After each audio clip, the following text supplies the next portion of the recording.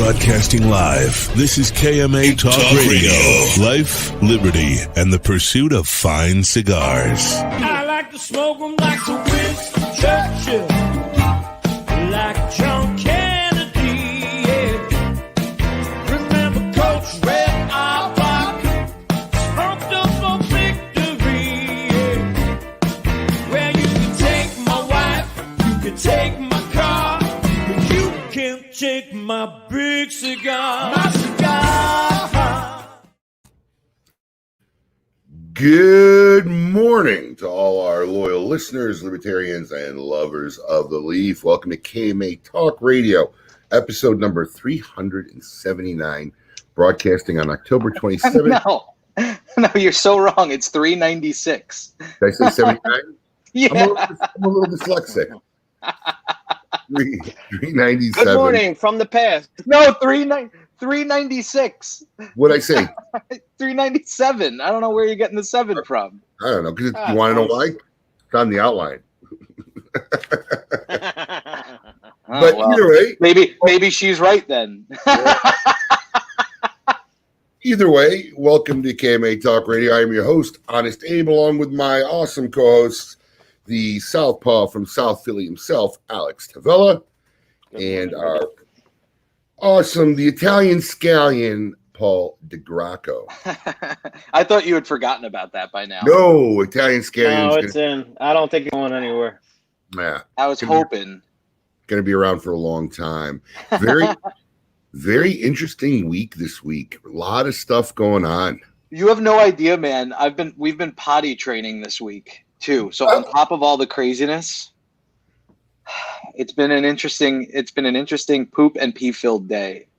The dog or the baby? The baby. So look, honestly, I need a little bit of entertainment to start my weekend. Please do share with me your potty training process. Well, it's not my process. It's a world-renowned author's process. Exactly. Just tell me the process that you ended up trying to go with. We're doing the naked method. So okay. My wife used it. Yeah, so the first couple days he has no diaper on, no pants, nothing. He just walks around naked. Since it's been raining here in South Florida, we figured, you know what, we can't go outside. It's so unlike our weather here this time of year, but it's been pouring every day all this week. So we figured maybe we'll try to do it. And there's been some poop on the floor. There's been quite a bit of pee on the floor. He's basically peeing in the potty, all the regular toilets and in his little kid potty.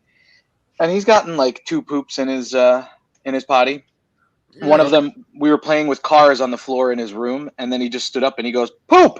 And I mean, I'm not kidding you. I thought the dog left it because there's no chance this kid left this turd. So at first I yelled at the dog because she was in the room playing with us. I was like, "No, bad." He's like, "Daddy, that's axie poop." Okay. Pee's always the easy one. He always comes first. It's poop that gets a little tricky. Is that the case? I mean, I wasn't sure. It's for me. It was pee. Pee came easy for my son. Poop was a little, you know. I mean, if we're outside, I let him pee and just pee on the bush or something. But we're trying to teach him that you go to the toilet if there's nobody around, then you can pee outside. But because his cousin just drops his drawers. He goes to like somebody's house. We went to a birthday party with them when we were up on Long Island, and he drops his drawers in front of 50 people standing outside for a socially distanced party, and starts peeing literally in a big group of people on the grass. And I'm like, I don't mind him peeing outside. I just don't want him to do it in like a public place like that. Grass in his pants. So when he's peeing outside in the grass, are you just like taking him like for a walk around the neighborhood naked, or? No. Well, actually, yeah. Actually, we have, yes. How do you?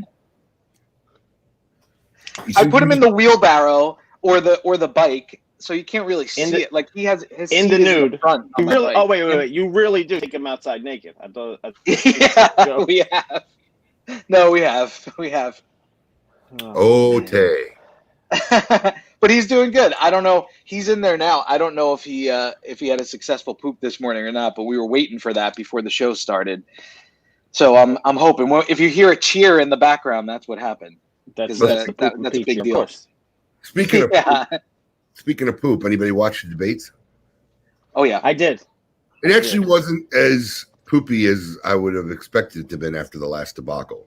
Honestly, Right, which made it much more boring than the first one, unfortunately. But Well, that's true, but it was more of a debate where they actually discussed issues instead of going back and forth. I mean, towards the end of it, Trump did start to get back to the back and forth. But I have to say, man, Trump seemed almost presidential. I mean, Yeah, he Abe and I did were well. texting during it. well, the consensus I think across everybody was people a little bit more surprised by Trump's behavior this time around. So Yeah. right. I think it's because I've heard from a lot of people. Biden did not look well to me. Very Is that pale. just He looked, he looks like an old Very man. pale. He looked pale. He looked like a few times he was, out of it. And then there was a weird moment there where he just started getting angry. Did you notice that? Yeah, it was a little weird. It really was a little weird, but yeah, it was nice to see him being semi-civil, right? I have to say, I said to my wife when Biden was the vice president under Obama, he was known as like Jokin' Joe. Like he was smiling everywhere he was. He was the prankster in the White House. Right. He was just like the cool, calm, collective, like fun guy. And now now he's got the pressure of the seat potentially.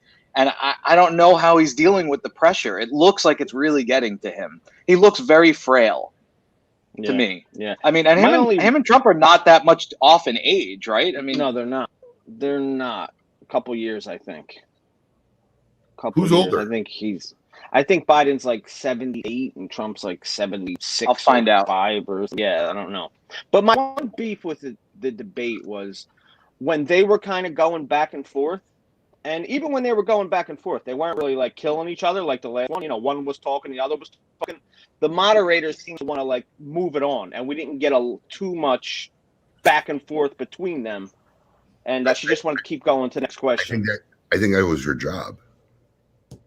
Yeah, but I mean, it's a debate. I kind of want to hear them debate a little bit, not just answer your question. I mean, let's face it, it's not a debate. One side tells lies, the other side tells more lies. It's words could talk over the other guy. I mean, honestly, I at this point in civilization, society, the debate has to be the most pointless thing because I really don't believe it's swaying anybody. I don't know, man. I don't know. I know a lot of people are saying that. Biden is 77 and Trump is 74, so Biden is older. 77's old, man, to deal with pressure. I mean, I don't know. But I'll tell you this. The one thing I've always agreed with Trump is the whole political, like lifelong politicians. And he kept bringing it up. I mean, he's like, honestly, you've been in business for 40 years. You have all these plans. You had everyone's ear. You had the ear of the top guy in the office. Why wouldn't you have done this then? Honestly, I don't even think he realized the brilliance of the statement in that moment because I think it's that exact statement that won him the presidency, right? People are just getting sick of the career politician and what they entail in this whole wheel that they develop over decades, of whatever pocket lining or whatever. And that's honestly his best platform because it's the truth. I mean, people who voted for Trump, I think just wanted the anti-politician, most of them. So Right. I thought that was a very sharp statement from him at the time. No, it really was. And it's true. I mean, when this country started, none of the politicians were career politicians. They came in to do their work, and then they went back to being farmers or lawyers. They went back to their farms or whatever they did. Correct. It was never meant to be a full-time job. And I agree with that. And the other thing that I keep bringing up that I posted on Facebook and I got a lot of comments on is what John Adams said in the first years of the presidency that his greatest fear is a two-party system that divides the country in half. And I agree with that. There's no comment as bipartisan as you try to be. You're either with one side or the other 99% of the time. I'm the king of third party. I am the king of third party. Are you an independent?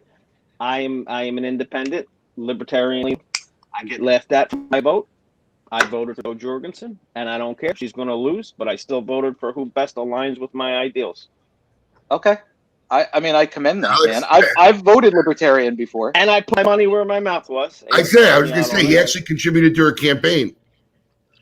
Oh, really? Wow. I've never contributed to a political campaign in my life. No, I have. But speaking of campaigns, It's the worst There thing was- you can ever do, by the way. The emails and the texts never stop once you Oh. contribute once. Just never. it makes my day job so great when you donate, because now we know we can get money out of you. So we run a lot Right. of those political emails. That's Oh, hilarious. Never stops. Texts and never stops. Yeah. Speaking of campaigns, I don't know if you'd call it a campaign, but there was big news going back to our industry this week, Abe. You mean the shot heard around the cigar or the world? The cigar world? Yeah, it was an interesting couple of days there between Skip Martin of Roma Craft and Jeff Borshowitz, our friend at Corona Cigar Company. Oh yeah, that was fun. But really, Skip started it, right? No. Well, I mean, look, it's funny because honestly, and I already determined I was gonna tell my opinion today on this whole thing because my phone literally has been blowing up since that night. And I bet. Instead of regurgitating the same story hundreds of times, I just thought I'd share it here. And I've heard a lot of my friends in this industry on both sides of the argument, guys vehemently, what's really funny is it's this is kind of a personification or just a reenactment of what's going on in our politics today, man. It just became like these two sides of people who adamantly, felt that Roma Craft was in the right and other people came to Corona's side. And, when your phone starts blinging like that, I think Coop talked about last night, he was in the middle of doing a podcast and his phone just starts blinging. But my opinion is on this. I mean, I know both these guys pretty well enough. Obviously I know Jeff way longer and more intimately. I mean, you're friends with Jeff, right? Yes, I mean, yeah, friends with his family. I mean, my wife, in fact, I'm considering myself very good friends with Tanya, and so we're close. But so taking my personal opinion aside, right, just as somebody in the industry looking in, here's my take on it. So I personally, Skip Martin was the reason I've kind of backed off engaging or talking about anything polarizing politically on social media, because I even found myself, and we talked about this during private messages. I was like, look, I started becoming nasty. Like I was getting a little nasty with Skip, and I just found myself being the human being that I'm really not naturally. So I actually mentioned, Skip and I talked about it during PMs. I'm like, yeah, I'm just done, and I just don't engage anymore because there's really no good to come out of it. You're not changing anybody's mind today. Right? Nobody's really, I don't know anybody on the fence. I really don't know anybody that's really on the fence right now politically, right? Either they're really just left or the right. I mean, I haven't met somebody who really hasn't made up their mind. So I just don't engage. But I also believe when you make it a habit that you're out there and you're constantly on your page, which your people follow, right? People following Skip Martin page, I'm going to assume that 90% of them don't know him personally, right? They're a fan of his product. So the people who are following his page, it's not like his family and his local friends. These are people all over the country, all over the world that follow him because of his product. They may lean left, they may lean right politically. And when you constantly make polarizing posts, the assumption there is to engage in some kind of conversation, right?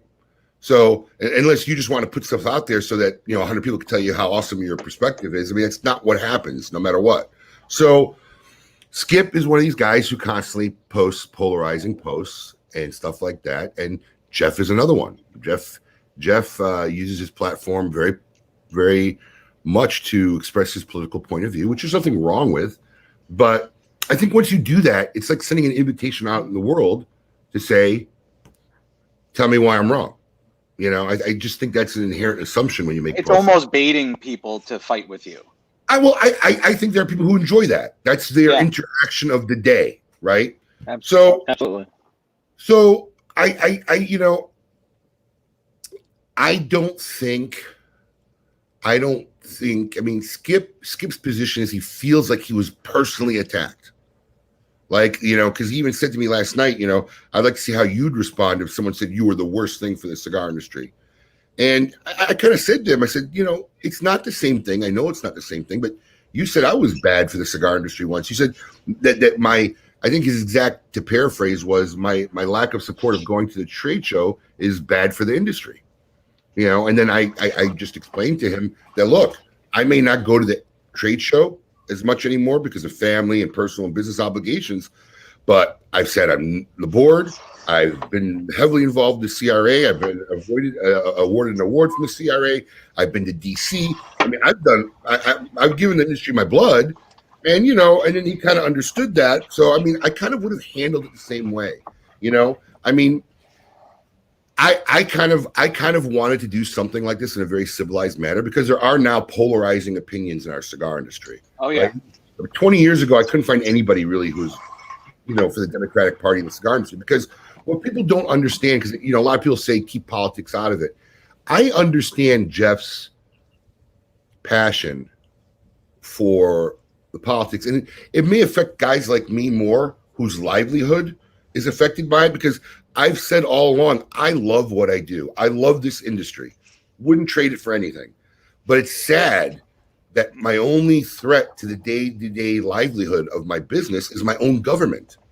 And that's been the case historically. So, if you look over time, our greatest threats continually have come from Democratic legislation, whether it be S-chip. S-chip was vetoed by George W. Bush twice, I think. I don't definitely once. And then it was one of the first things that Obama enacted. And, people nowadays don't even know what I talk about. Some people when I talk about S-chip. But there was an excise tax on a cigar that comes in this country, no matter what. They just charged 4.5 cents. And they wanted to raise it just like overnight to 50%, from 4.5 cents to 50% of the wholesale value. Right. With a $10 cap, which was like the most literally absurd tax you could have ever thought of. And the industry, that's when the first time in my career I saw this industry become polarized, and people got together and say, look, we can't just sit back and watch these laws get passed.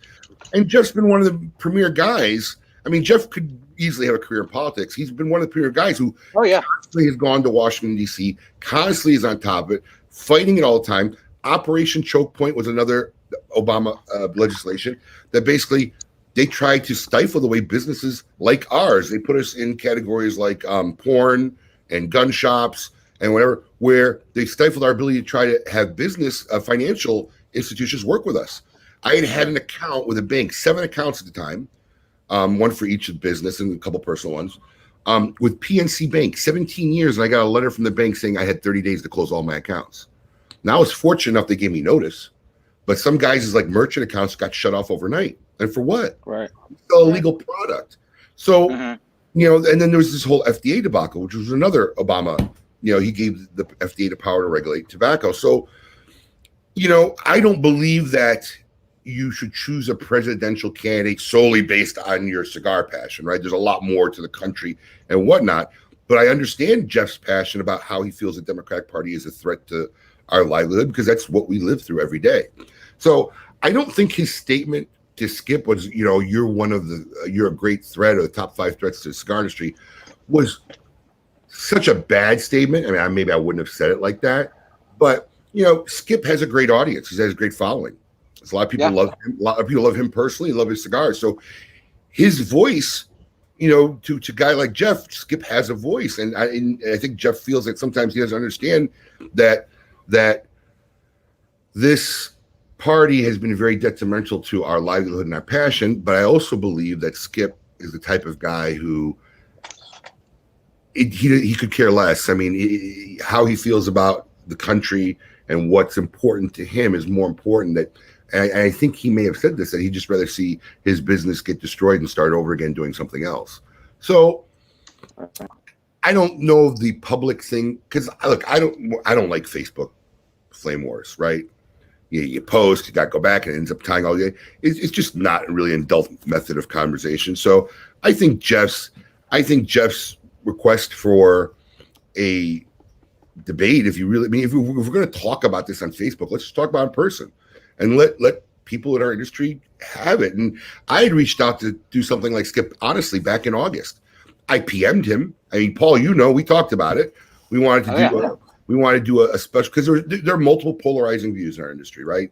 Guys who definitely are out there talking, who outwardly lean left, outwardly lean right. Yeah. And honestly, I think when you engage in that kind of stuff, you shouldn't be offended or hurt, and especially if you could say I disagree. Skip Martin could have a position. So, I mean, honestly, I don't like it really happened. I mean, sure, it was entertainment, and everybody was enthralled for a day or two. Oh man, I spent hours reading all the comments and the memes on both their pages. But honestly, stuff like this is not good for our industry. It really isn't. Right. And Right. I honestly think that kind of a business statement, because now when Skip made his post, he took a business statement really, and he kind of put out there publicly, which I wouldn't have done. So if I had that moral high ground or whatever position, I would have said, I just would have cut the account. It didn't need to be all out. It's no small account for him either, Well, I'm sure. Here's my thing. Here's like just from an outsider's point of view. I don't know Skip or Jeff. I'm friends with Jeff on Facebook, and I mean I see Skip enough all over Facebook, and it just seems like Skip is more willing to engage in personal quarrel. Like he wants you to feel bad that you don't think like him, which is never going to end well.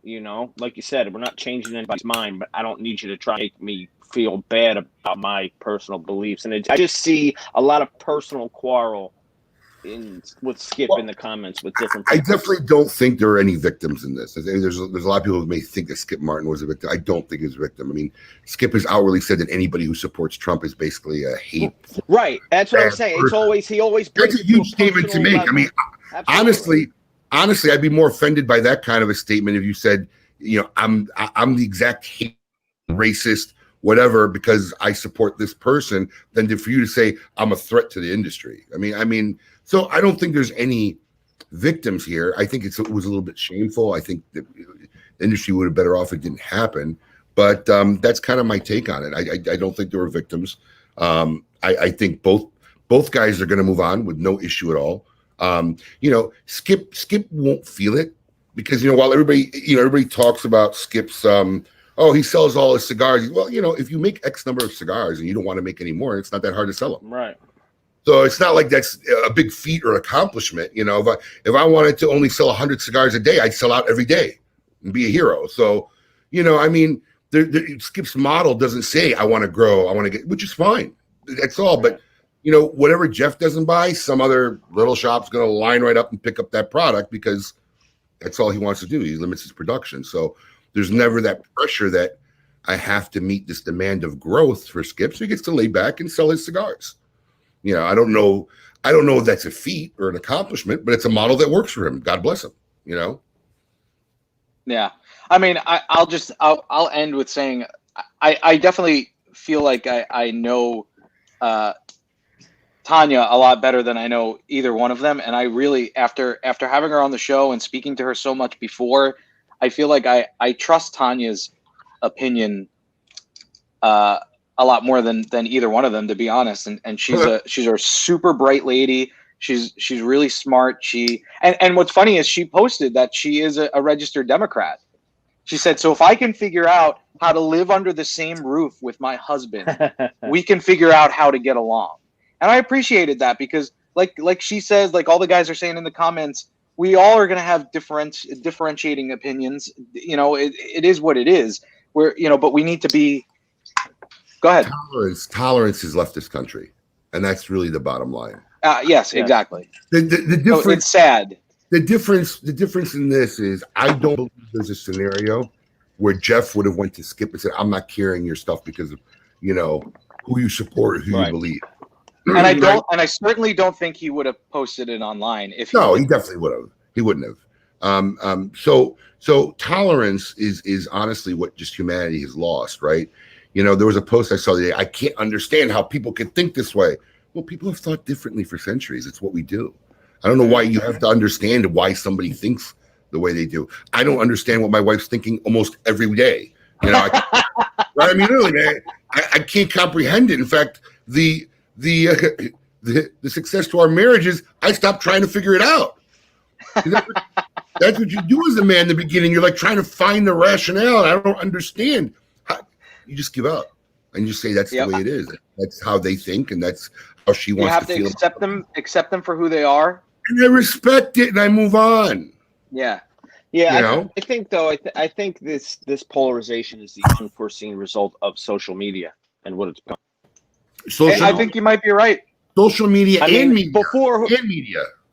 absolutely, but even before, prior to social, who did you argue with? People in your circle, the people in your neighborhood, your neighbor, your sister, your own Thanksgiving dinner. Now I'm arguing with some guy in Kentucky or across the globe, and that's kind of become so. We didn't. I don't think we really engaged with so many people. It's like I can't believe this many people think this way. Well, we didn't really engage with that many people prior to social media, and it's one of the unforeseen results of that.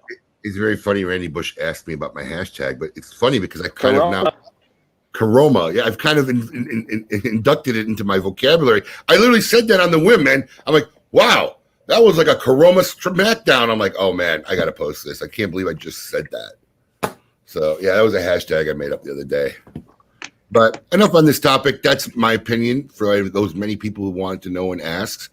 At the end, ultimately, life moves on. We move on, and it is what it is. Don't think it was our brightest moment as an industry, honestly, but Yeah, I mean, I like both of them. I respect both of them. I hope that we can all just move on from this. Oh, yeah, they'll move. The one thing we've learned in this industry, it moves on. So, Right. Well, we have another really, awesome guest this week for our Meet Your Maker segment. We've had big hitters, and here's another big hitter. Today's guest has been distinguished with numerous accolades and awards, starting from very, very humble beginnings. He built one of the industry's most successful brands. After he sold that company, guess what? He did it again. Please give a KMA warm welcome to Ernesto Perez Carrillo, Jr. Junior, good morning, guys. How are you? How you doing, Good morning. sir? Good morning. I'm doing great. Like you said, I've had a lot of opportunities to do a lot of things in this industry. And, at the end of the day, I was listening to you guys, talking about the social media and everything that's going on. And at the end of the day, this is the greatest country in the world, that we can do this, that, we can have different opinions. And the important thing is, we got to listen to everybody's opinion, respect it. But at the end of the day, we can't fight over that, especially through the times that we're going now with this COVID-19. This is a time for everybody to really come together. And I think, Abe, you would agree with me. The industry, our customers, our loyal followers have really, stepped up and basically kept us in business because, in spite of everything that's going on, the cigar industry now is booming, as far as I can see. So, but anyway, thank you very much for having me on. I think it's been like 5 or 6 years since I was on your show. Long time, my friend. Long time, yeah. I came down to your studio. Remember? Yep. And this is the new world. This is what the world's all about now. So, Zoom and StreamYard and whatever else is out there. So it's great. It's great, and I appreciate you guys having me on today. Sure, COVID's definitely changed the way the world interacts and will communicate. I'm sure for a very, very long time. Yeah. I'd like to start with your humble beginnings. It's been so long since you had been on the show, Ernesto. Your father was born in Cuba, roughly in 1904. Yeah. Correct. Yes. What I just learned recently, I didn't know, is that he was actually a senator in 1954 and 1958. Correct. He was. He became. He was elected to the House of Representatives. Back in 1948, and then in 1954 he ran for the Senate for the province of Pinar del Rio, and he got elected. Oh. And then in 1958 he ran again. He got elected again. Now, as we all know, in 1959 Castro came in, and being the fact that he was a politician, we had to leave the country that year. And I got here. He left. I think it was like Castro came in 59 January. He left around, I think it was February, March, and then my mother came, and then I came in April of 1959. But one thing about my father in those days, needless to say, politics was a whole different, especially in Cuba. And one of the things that I'm so proud of my father, my family, was the fact that when we came to this country, we didn't have anything. And if you see in our Perez Carrillo series, you'll see a picture on one side of my mother in the tobacco field, and you see on my on the side that my daughter's on, which is the right side, you'll see the Freedom Tower. And when we came to this country took us in. The United States took us in, and we would go there like every week and get our ration of powdered milk and peanut butter. And to this day, peanut butter is my favorite food. And they would give us a little money. That's it. Bro. Yeah. So that's it. So and this is what this country is about. Helping those. And like I say, if you work hard and you live by this country's principle, because one thing you can't do is try to come into anybody's home. In this case, the United States, and impose your beliefs when you're a guest. It doesn't work that way. And I think in the Cuban community, when we came back in the 59s or 60s, even late 80s, we were taken with open arms. And I think we've a lot of Cubans have succeeded, and not only Cubans, but a lot of other people from other nations have succeeded because of the simple principle of you got to work hard, and you got to do what's right by this country.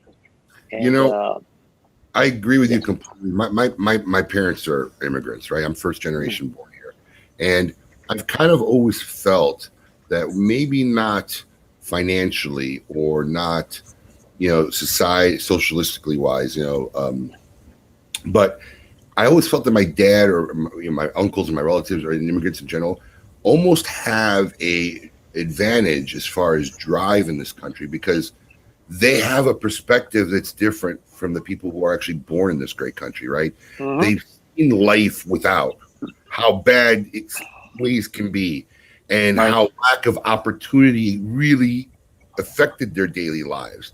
So there's a different level, sometimes I really feel, of appreciation for what this country has to offer and the opportunities that exist here from people who do come from other countries. And we've had that on the show before. A lot of guys will say, you want to see socialism? You go live socialism. Keep saying that you want it, live it, and see what it's like. And then you're not going to want it anymore. Listen, I just hired, literally Friday, this first day is Monday, I just hired a Venezuelan who came here on asylum. Wow. Yeah, and he could tell you how awesome that country was until the last, decade or, whatever it was, 10, 15 years. But he made a parody video on YouTube, and they put a bounty on his head. Got shot twice in the leg and the stomach. Really? This is the guy we just hired? Really? Yeah. Really? He got shot. Oh my God. Got shot twice. Dude, crazy story. This guy. I have so many questions for him. Oh, he's a really interesting guy. But he got shot. There was a bounty on his head. The United States gave him asylum instantly. He came to this country. Then they bought over his wife and his son. So they figured they got away from all this violence, right? And his son, they live in Parkland. His son was there during the Parkland shooting. This poor guy. Oh no. Yeah. Really? Yeah, but here's a perfect example of countries that destroy people, and you come here and you get a whole different appreciation of how great this country is. And honestly, it's just sometimes, look, it's really sometimes very hard to look at this country and see how just people have become. I say that they've lost their humanity. No one can accept anybody else's way of life or tolerate their views or how they think. It doesn't align with them anymore, and I just don't know how it got this way. Well, Abe, I think in the world we live now, where everything's instant gratification, I think people expect that in all essence. You have the the Amazons of the world, where you ask for something, it's there in an hour, 2 hours, or a day, or whatever. And I think people expect this in everything in life. Also, they expect that if they're going to go and work, uh, they expect within a year, they're going to be doing as well as a person has been there 10 years. In some cases it does, because the person is very talented, and needless to say, talent always is going to in my case, in what I believe in, is going to be seniority, to put it for lack of a better word. But you got to pay your dues, and everything. Yep. For instance, when you look at some of the great brands that we see in the industry now, some of those brands may have not been around, let's say 10, 15, 20 years ago, but maybe the persons, the family of those persons that own those brands have been in the business. In our case, my grandfather and his brother, they used to make cigars in the sidewalks of Havana. They used to sell for like 4 or 5 cents or whatever. So I Wow. mean, it's not something that you're just going to come into this business and expect everything to happen overnight. It takes time.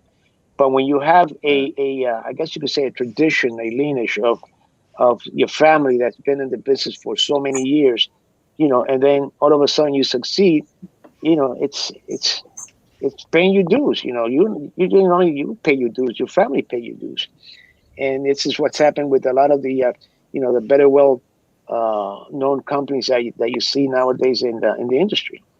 So There's definitely a testament to that, and respecting the heritage and history behind your country, your family, and even your organization. But and speaking of which, because I know the stories of my father coming over as an immigrant and how he started out. What was it like when you guys first came over? I mean, your father at the time of you fleeing Cuba was a senator. correct, yes. What did he do when he and how old were you at this point? I was 7 years old when I Okay, so came in. Yeah. Did you flee Cuba directly to America? Yes. We could not leave. All the three of us could not leave at the same time. So, like, my father first left first, and then my mother, and then I came. As a matter of fact, there's a picture of me getting off the plane, I believe it was, or yeah, getting off the plane or on the plane, something like that. Pan American. When I got to this, to this country, wow, Pan Am. and what happened was, we used to live.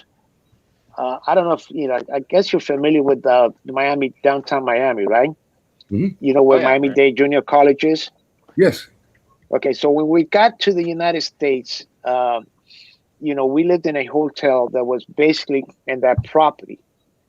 And I remember that in those days, we used to go to, there was a movie theater. I never forget that movie theater called the Dixie Theater. And it used to cost 25 cents to, go see movies. So, we'd go like, on the Saturdays or the Sundays to see the movies. And, meanwhile, my father, he had family here. And he started working in a lot of odd jobs. He started working when he first got here. He started working in a shoe factory called Suave Shoe Factory, where he used to get paid. I think it was it $28 or $38 a week. But my father was a very, he was always, his attitude was always, to, not complain. I never heard this man complain. I never heard my mother complain. It was always, go out there and see how we can make ends meet. So what he would do, he would buy all the old or second uh, tennis shoes, sneakers at that time. And then he would go to like a flea market on Saturday and sell them for, $2 or $3, make a buck or whatever. Mhm. And then after that, he went into he got into the restaurant. He rented a restaurant in downtown Miami, which failed. And then he went into he rented a bar, the Kirby Bar, in downtown Miami also. Wow. And that one he kind of kept for, I think it was something like 3 or 4 years. And that also, after a while, that also failed. I remember, at that time we used to. He started doing catering business, where he would go and buy food from a catering. Like you see now the what's that, Weight Watchers and all that type of stuff. Yeah. Well, at that time, a lot of people that were Miami was big in factories. There was a lot of textile business going on here. There was a cigar business also here. There were around in 1966, 67, there were about 28, 30 chinchales, which had anywhere from 3 to 10 cigar makers. So, I mean, and they were all Cubans, all Cubans that came in from the old country, if you want to say. And anyway, but I used to go out with him and make these deliveries. And at that time, I had started playing drums. So I would take my drumsticks and start practicing on the car. How do you say, the car dashboard? And he would look at me and say, "What the hell is this about, man?" I mean, he wanted me to come with him, but this was one of the things. He had to hear me play my drums or whatever. Right. And then in it was about 67, he started working at a factory, small factory on Flagler called Tropical Cigars. Yeah. And the El Credito factory, which was on 8th Street, at that time was called La Roma. And it was up for sale.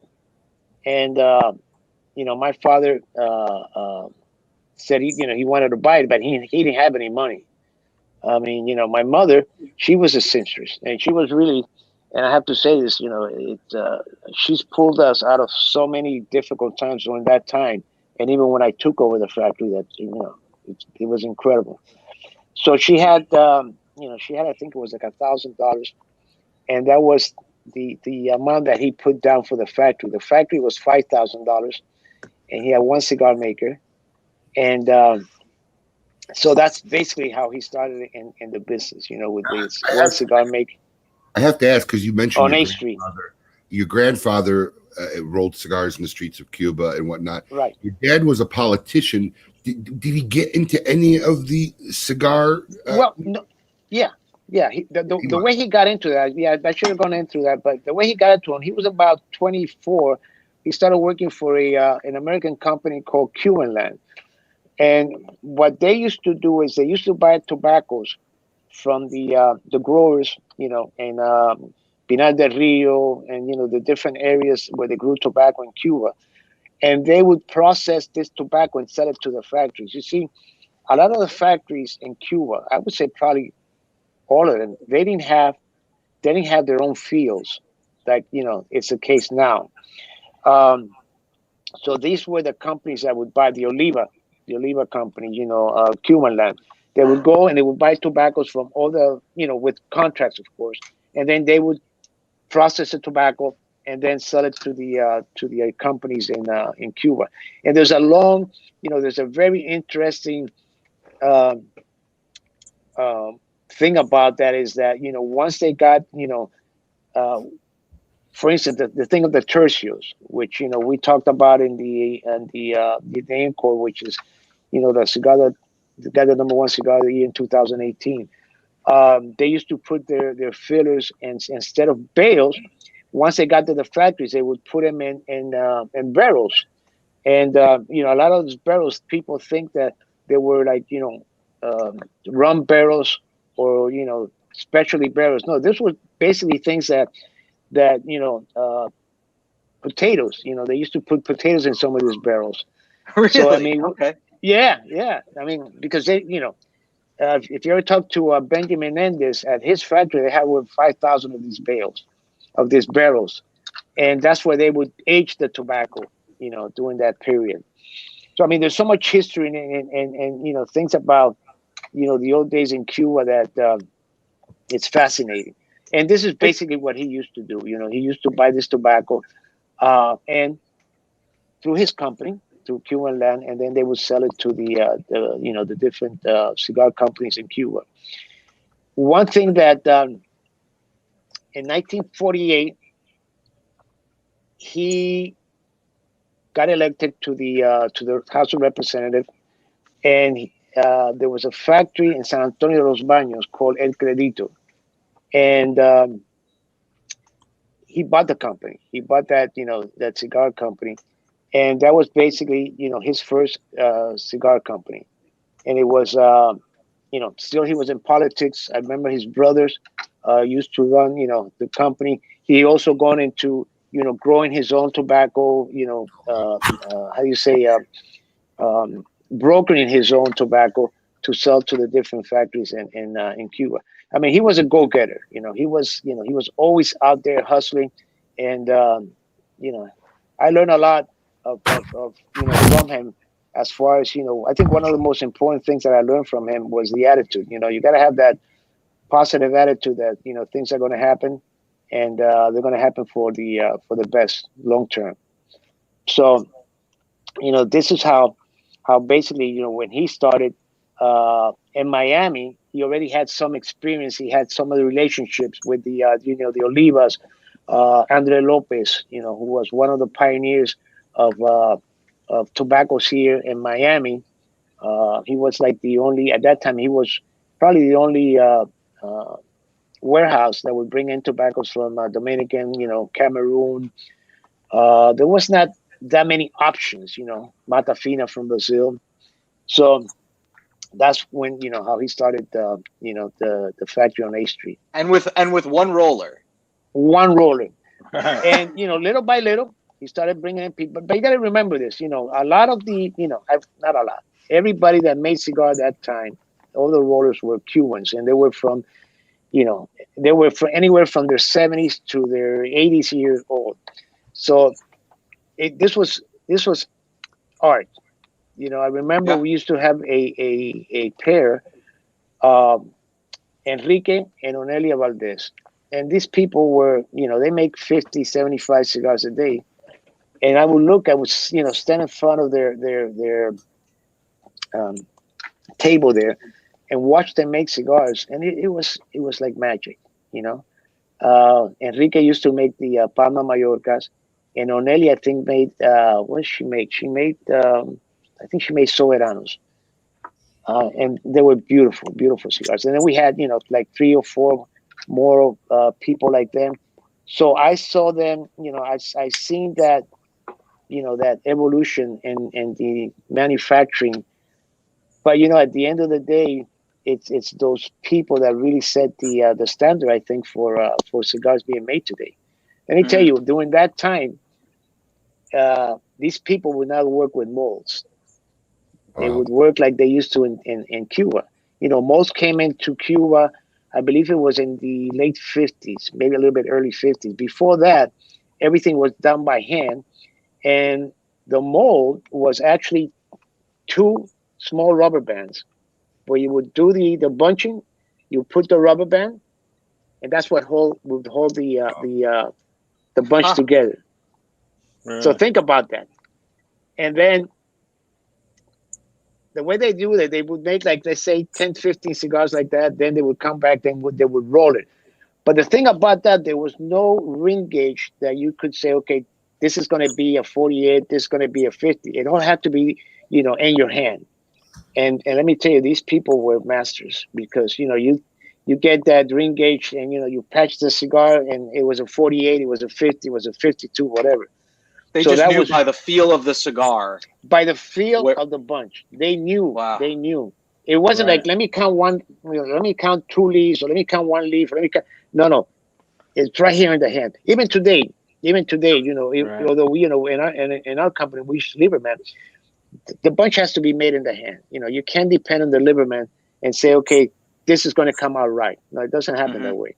So, that's something that has always stuck with me, the way that these people work.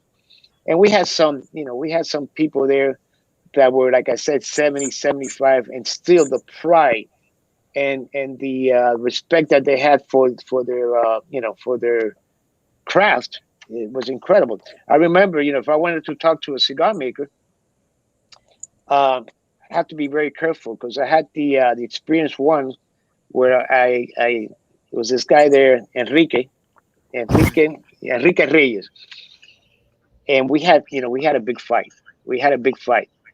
So that guy, in the afternoon, he packed his thing. He was getting ready to leave, and my father, he didn't know what was happening. So he called Enrique and he said, "Look, what happened?" Enrique told, "No, your son came, and he basically told me that what I was doing. I was a little bit cocky at the time. what I was doing was not right. And I said to him, well, if you want it a certain way, why don't you sit down and teach me how to do it? And, that pissed me off. I say, I'm the owner and all this crap. Anyway, that afternoon, Enrique decided to stay. And my father called me over and he said, you got to understand something, put yourself in their place, 8 hours, 7 hours a day, try to make perfection. Something's going to go wrong. And what you got to understand is you got to respect these people, because this is an art. This is not something that, you can go to school to learn. You can, but unless you have that natural talent, unless you have that love for cigars in your heart, you're never going to be a good cigar maker.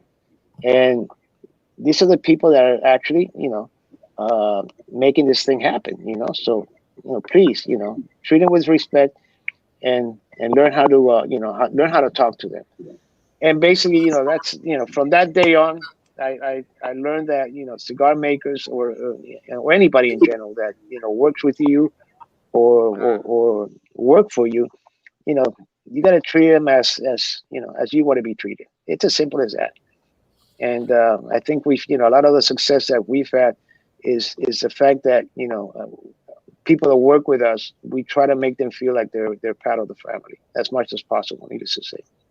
I think that, Well, because as many people have said on this show, I think Carlito said it last week when he was on. The people are what make this industry. Exactly. So that's a profound point. Exactly. This is not, we're not. Yeah, I'm sorry. No, just in listening to you, it brought me back to, and especially talking about the rollers and bunching, it brought me back to my grandma's cooking. You couldn't get a recipe from my grandmother because there were no recipes. Everything was by feel. A handful of salt, this much. There was no tablespoon. It was by feel and touch, and that's what went in, and it just brought me back there listening to you. Fill the top of the measurement. Pot. Right, fill the top of the pot with basil. They say cigar maker is a lot like wine, and maybe it is, but I see it more as, being a chef of a restaurant, okay? And, you go to a fine restaurant, you have the chef, but at the end of the day, the chef is not going to be there doing the work. He's going to have his crew doing the work. And this is what basically, cigar makers are. You give them the recipe, you give them the blend, and they're going to interpret that blend and make the cigar that you hope will always, come out as consistent as possible and that people will enjoy. But, they're the true artists. I find that, my vision of a blend, my idea of a blend or whatever, is going to be, they're the ones that are going to interpret that. So, I mean, they can either make it or break it, depending on how they, on how they feel or how they're treated to a certain degree. Now, one very important thing that I believe about this is that, needless to say, they got to love what they do. And that's key. I think that's key because once you get a group of cigar makers or workers in general that really love their job and they feel good and they feel secure, then, it's just a question of keeping that mentality and that attitude. And it's going to be, you're going to have a successful brand. yeah, absolutely right. That's some great advice there, I think, for no matter what business you're in. Mm-hmm. Exactly. If you're just joining us, we're speaking with Ernesto Perez Carrillo, Jr., of EPC Cigar Company. We're going to take a short break right now, and when we come back, we're going to talk about how Ernesto almost didn't go into the cigar business. He had another passion at the time. We're going to talk about it right after this. Keep it lit.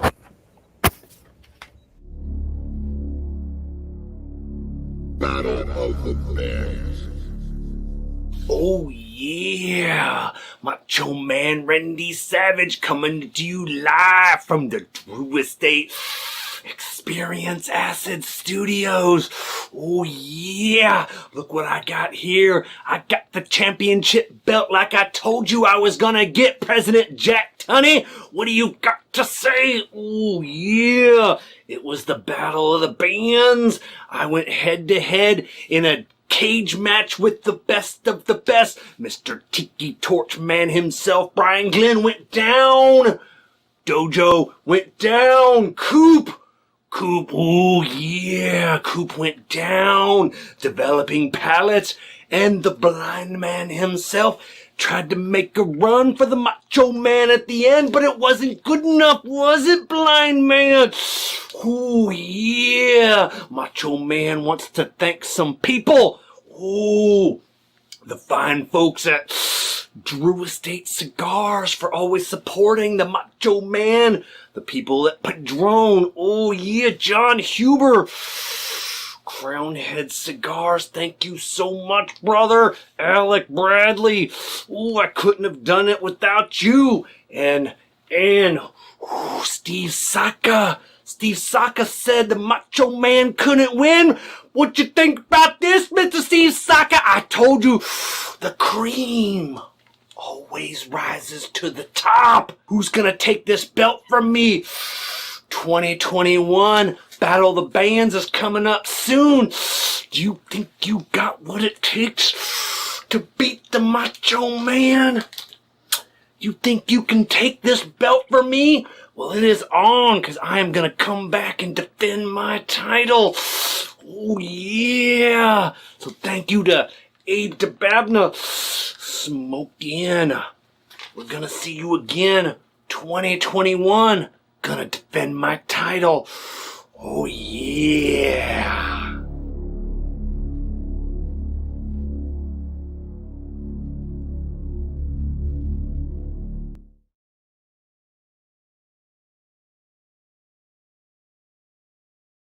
Hola a todos, mi nombre es Elmer Suárez, de La Flor de Copán, en Honduras.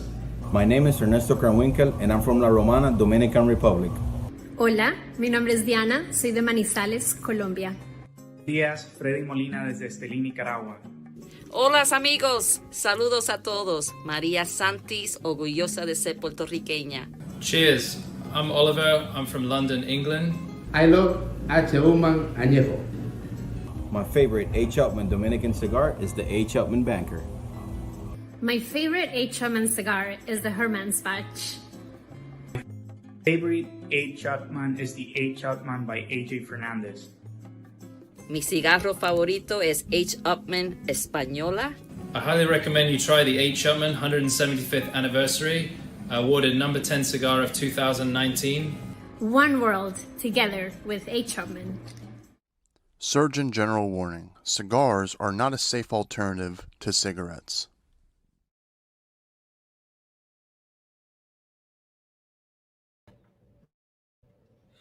All right, welcome back, everybody. I gotta say, you got to give it to Kevin Sheehan from Cigar Prop. That dude, that could be the best Randy Macho Man impersonation I've seen. I mean, seriously. I mean, if there was an award given in this industry for that, he should definitely win something. That's he great. definitely commits, man. I'll tell you that. Doesn't play when it comes to that. No. So you're just joining us, to all our fans out there. Today we have a really esteemed guest, Ernesto Perez Carrillo Jr. of EPC Cigars. Thank you for joining us on this Saturday morning, Ernesto. Always an honor and a pleasure. Before we hit the break, we started touching base on your father acquiring the El Credito factory on 8th Street. And right. At this time when he acquired the factory, how old were you? I was, that was back in 68. So I was what? Let's say teenager. I was about what, 16, 17, I think. Okay. Maybe 18, 19, because I started working with him in 1970, and I was I want to be 69 now. So I mean, this is my 50th year in the industry. God bless. So I was about 18, 19 years old, yeah. Your passion at that time, which you mentioned a little bit earlier, is that you wanted to be a drummer. You were playing the drums. That's correct. I started, I started playing drums when I was in high school, and then I got into it, I guess you could say professionally, at around the age of 19. I got married when I was, 19, And that was kind of what I wanted to do, because I loved I loved jazz. I loved I was just obsessed with jazz and drums, and then that's what I was hoping to do. The thing was that during that time the cigar factory was really we had, I think at that time, maybe we started with one cigar. During that time we built up to 5-6 cigar makers. So I mean, it wasn't really something that could support a family. And I got married when, like I said, when I was 19, and I really couldn't support my family with what I was getting from the cigar company. So I started playing drums. I started doing like odd jobs in the local clubs. I would play with some of the local bands. With some of the artists that would come in, and we would be like the backup band. But I always had this thing where I wanted to be a jazz drummer. So in the 70s, I think it was 1975, 76, something like that, I decided to move to New York City and give my go at becoming a famous jazz drummer. During that time, I had to kind of support myself, so I got a job working with Nat Sherman's on Fifth Avenue. Wow! Oh my God, that's so random. That's funny. Yeah. Fifth Avenue, and was it 55th? And what a cigar shop! I remember I was in charge of the of pipes, selling pipes, and what a beautiful shop! It was really, really high end. I remember on the basement they had this humidor that was closed up, and it was all basically pre-embargo Cuban cigars. And there were, a lot of boxes there. I don't know how many, but there were, a lot of boxes there. So I worked there, and then at night and during the weekends, I would go out. During the day, during the night, the weeknights, I would go out and hang out in the different clubs. The Village Vanguard, the Blue Notes. Just hang out there and see people and watch people play and that type of stuff. And then the weekends, I would go to the different, jobs. I mean, sometimes it was me and a piano player.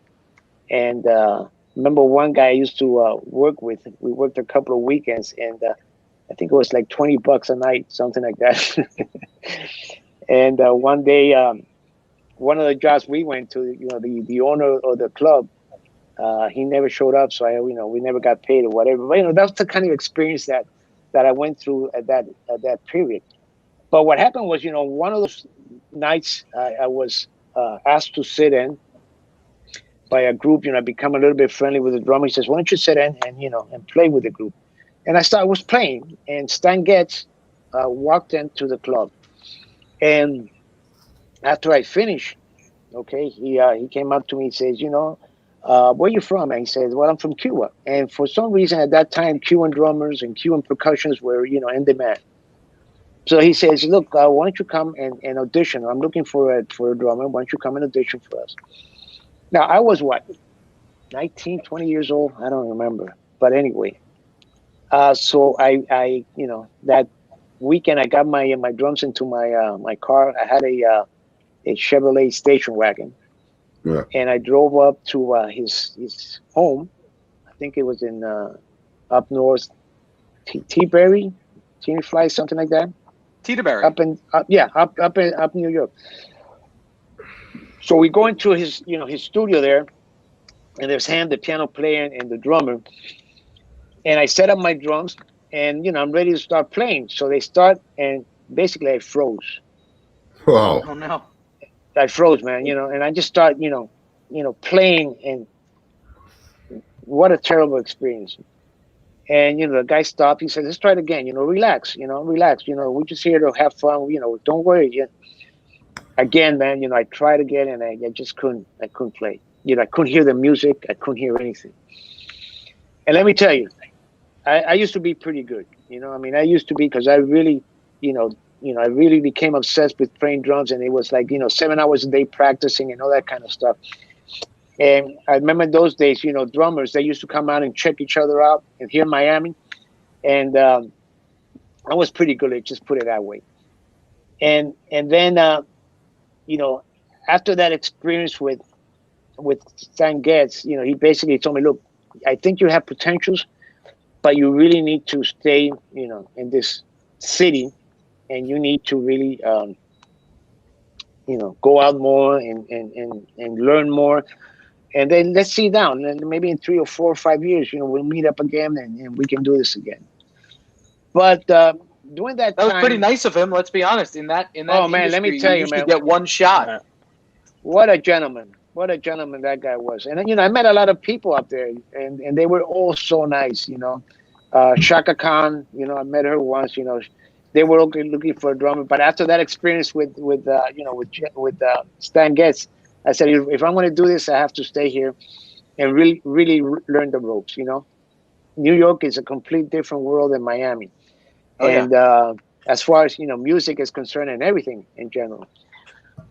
But then one day in 1976, it's a funny story. Let me tell you something. I met in around that same period. I heard about oh my God, what's this guy's name? His name.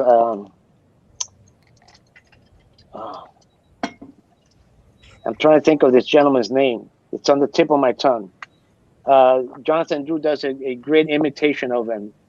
Lou Rothman? Lou Rothman, yeah. He had a store. Oh, you were in his hometown, yeah. Yeah. And listen to this, because I've had a couple of experiences with Lou Rothman. I love the guy. I mean, the guy's always been open to give me a break. Now listen to this. So I show up to Lou Rothman. I asked my father, I said, I'm going to go visit this guy. Maybe we can open up some stores here in New York City. So I go and visit Lou Rothman. I'll never forget, he had his store. He was sitting there by himself on top of a stool. So I started talking to him about, La Gloria Cubana, which we were, we had at that time, we were promoting at that time. He says, Ernesto, send me some samples. And I say, yeah, great. We'll send you some samples. So, I was happy. I leave. I call my father, say, look, Dad, send this guy some sample. He has a beautiful store. We're going to do great here and all that type of stuff. So 3 or 4 days passed by, and I said, I'm going to go visit, Lou Rothman again. And I go back, and I said, well, what did you think of the cigars? He says, I never got the cigars. So I said, shit, what could have happened? So anyway, I said, look, let me call him. Let me call my father, and let's see how, if we can get those cigars out to you. So I call my father, and he says, no, I couldn't send them. And, he made this excuse. And the thing was, a couple of days later, my mother calls me, and she says, Ernesto, you have to come home. Oh. And I say, well, why? Why do I have to come home? She says, basically, your father's very sick. And he's been diagnosed with, ALS. And, we don't know how long he's going to be around. And he's got this opportunity to sell the business. And, I think you should be here. So, I mean, when I heard that, I said, screw this shit, The next day, I got in the car. I was living with a family at that time, family, great the way they supported what I wanted to do. And, I came back to Miami. So we had that meeting. It was a company called Royal Jamaica. Oh, and, wow. The Gold Brothers. They used to make really nice cigars. Jamaican tobacco was really unique. First cigar I ever smoked. Premium. Yeah. Very unique cigars, let me tell you. And then, so, we go to the meeting. And, during the meeting, I asked my father to step out. And, basically I asked him, don't sell this, don't sell the company. He says, well, Ernesto, these people are offering me $125,000. That's a lot of money. And when I'm not longer here, I want, at least your mother and yourself to have something to to live on. And I said to him, well, listen, don't sell it. You know, I want to keep doing what you're doing, you know, and it just, you know, there was a lot of memories, you know, my family, you know, going into, you know, coming home from school and seeing, or, you know, after dinner, you know, seeing my family, everybody there together working on the kitchen tables or wherever was available, you know, getting the tobacco ready for the next day, you know. My wife, Elena, you know, she started working, I think she started working with my father before I did. And, you know, doing anything that needed to be done in that factory. So he said, okay, look, I won't sell it under one condition. And that condition is that, you know, you got to give up your drum. You got to forget about this. You know, if you want to really do this, you got to put in your time. And I'm talking about 24/7, 365 days a week, a year, like I do. And I said, okay, you know, that sounds great, Dad, but I can't live on $60 a week. So can I at least work and then have a night job? Remember when at that time I was making, like, you know, trained drones, I was making anywhere from $180 to $200 a week. So I mean, he said, all right, let's see what we can do. But anyway, you know, that's basically how it started. You know, it was from 1976 to 1980 when he passed away. It was just, you know, that was my, you know, that was my thing. You know, just being in the factory all day, learning, and always, you know, learning whatever I could, not only from him, but from, you know, the workers there in the factory. And there's a wealth of knowledge, you know. There was a wealth of knowledge in that factory, not only there, but, you know, in other factories of the time. And then, you know, in 1980, he passed away, and basically I took over the factory. And we all know what happened in 92 when Cigar Aficionado came out. It just changed the whole, you know, the whole industry. And it's funny because a couple of years before, Marvin Shankin, you know, he was playing with the idea of doing the magazine, and he visited a few of the, you know, the people in Miami, and you know, I was one of the ones that he visited. And when he talked about, you know, what he wanted to do with the magazine, you know, and me knowing what the industry was like in that era, we're talking about, you know, the 80s, you know, the 80s, the 90s. I thought, you know, this was not going to, you know, this was not such a good idea. But, you know, at the end of the day, he did what he wanted to do, what he thought he needed to do. And I think the industry is, you know, it is today what it is, you know, and a huge, huge part because of that, you know, that vision of that man that decided to, you know, publish a magazine. So, and now, then, yeah. I remember how impossible it was. I mean, forget about it. I'm talking even mid 90s. To get your cigars, and when they used to come in the white bundles only. Right. They were wrapped in the way. This is before you were even putting your cigars in boxes. They were in the white bundles, and I guess business had grown so much that you had made the jump to open up a factory in the DR. Right. That was at that time. We had about, I think we had about 25, 30 cigar makers in Miami, but the demand just kept growing. This was back in 95,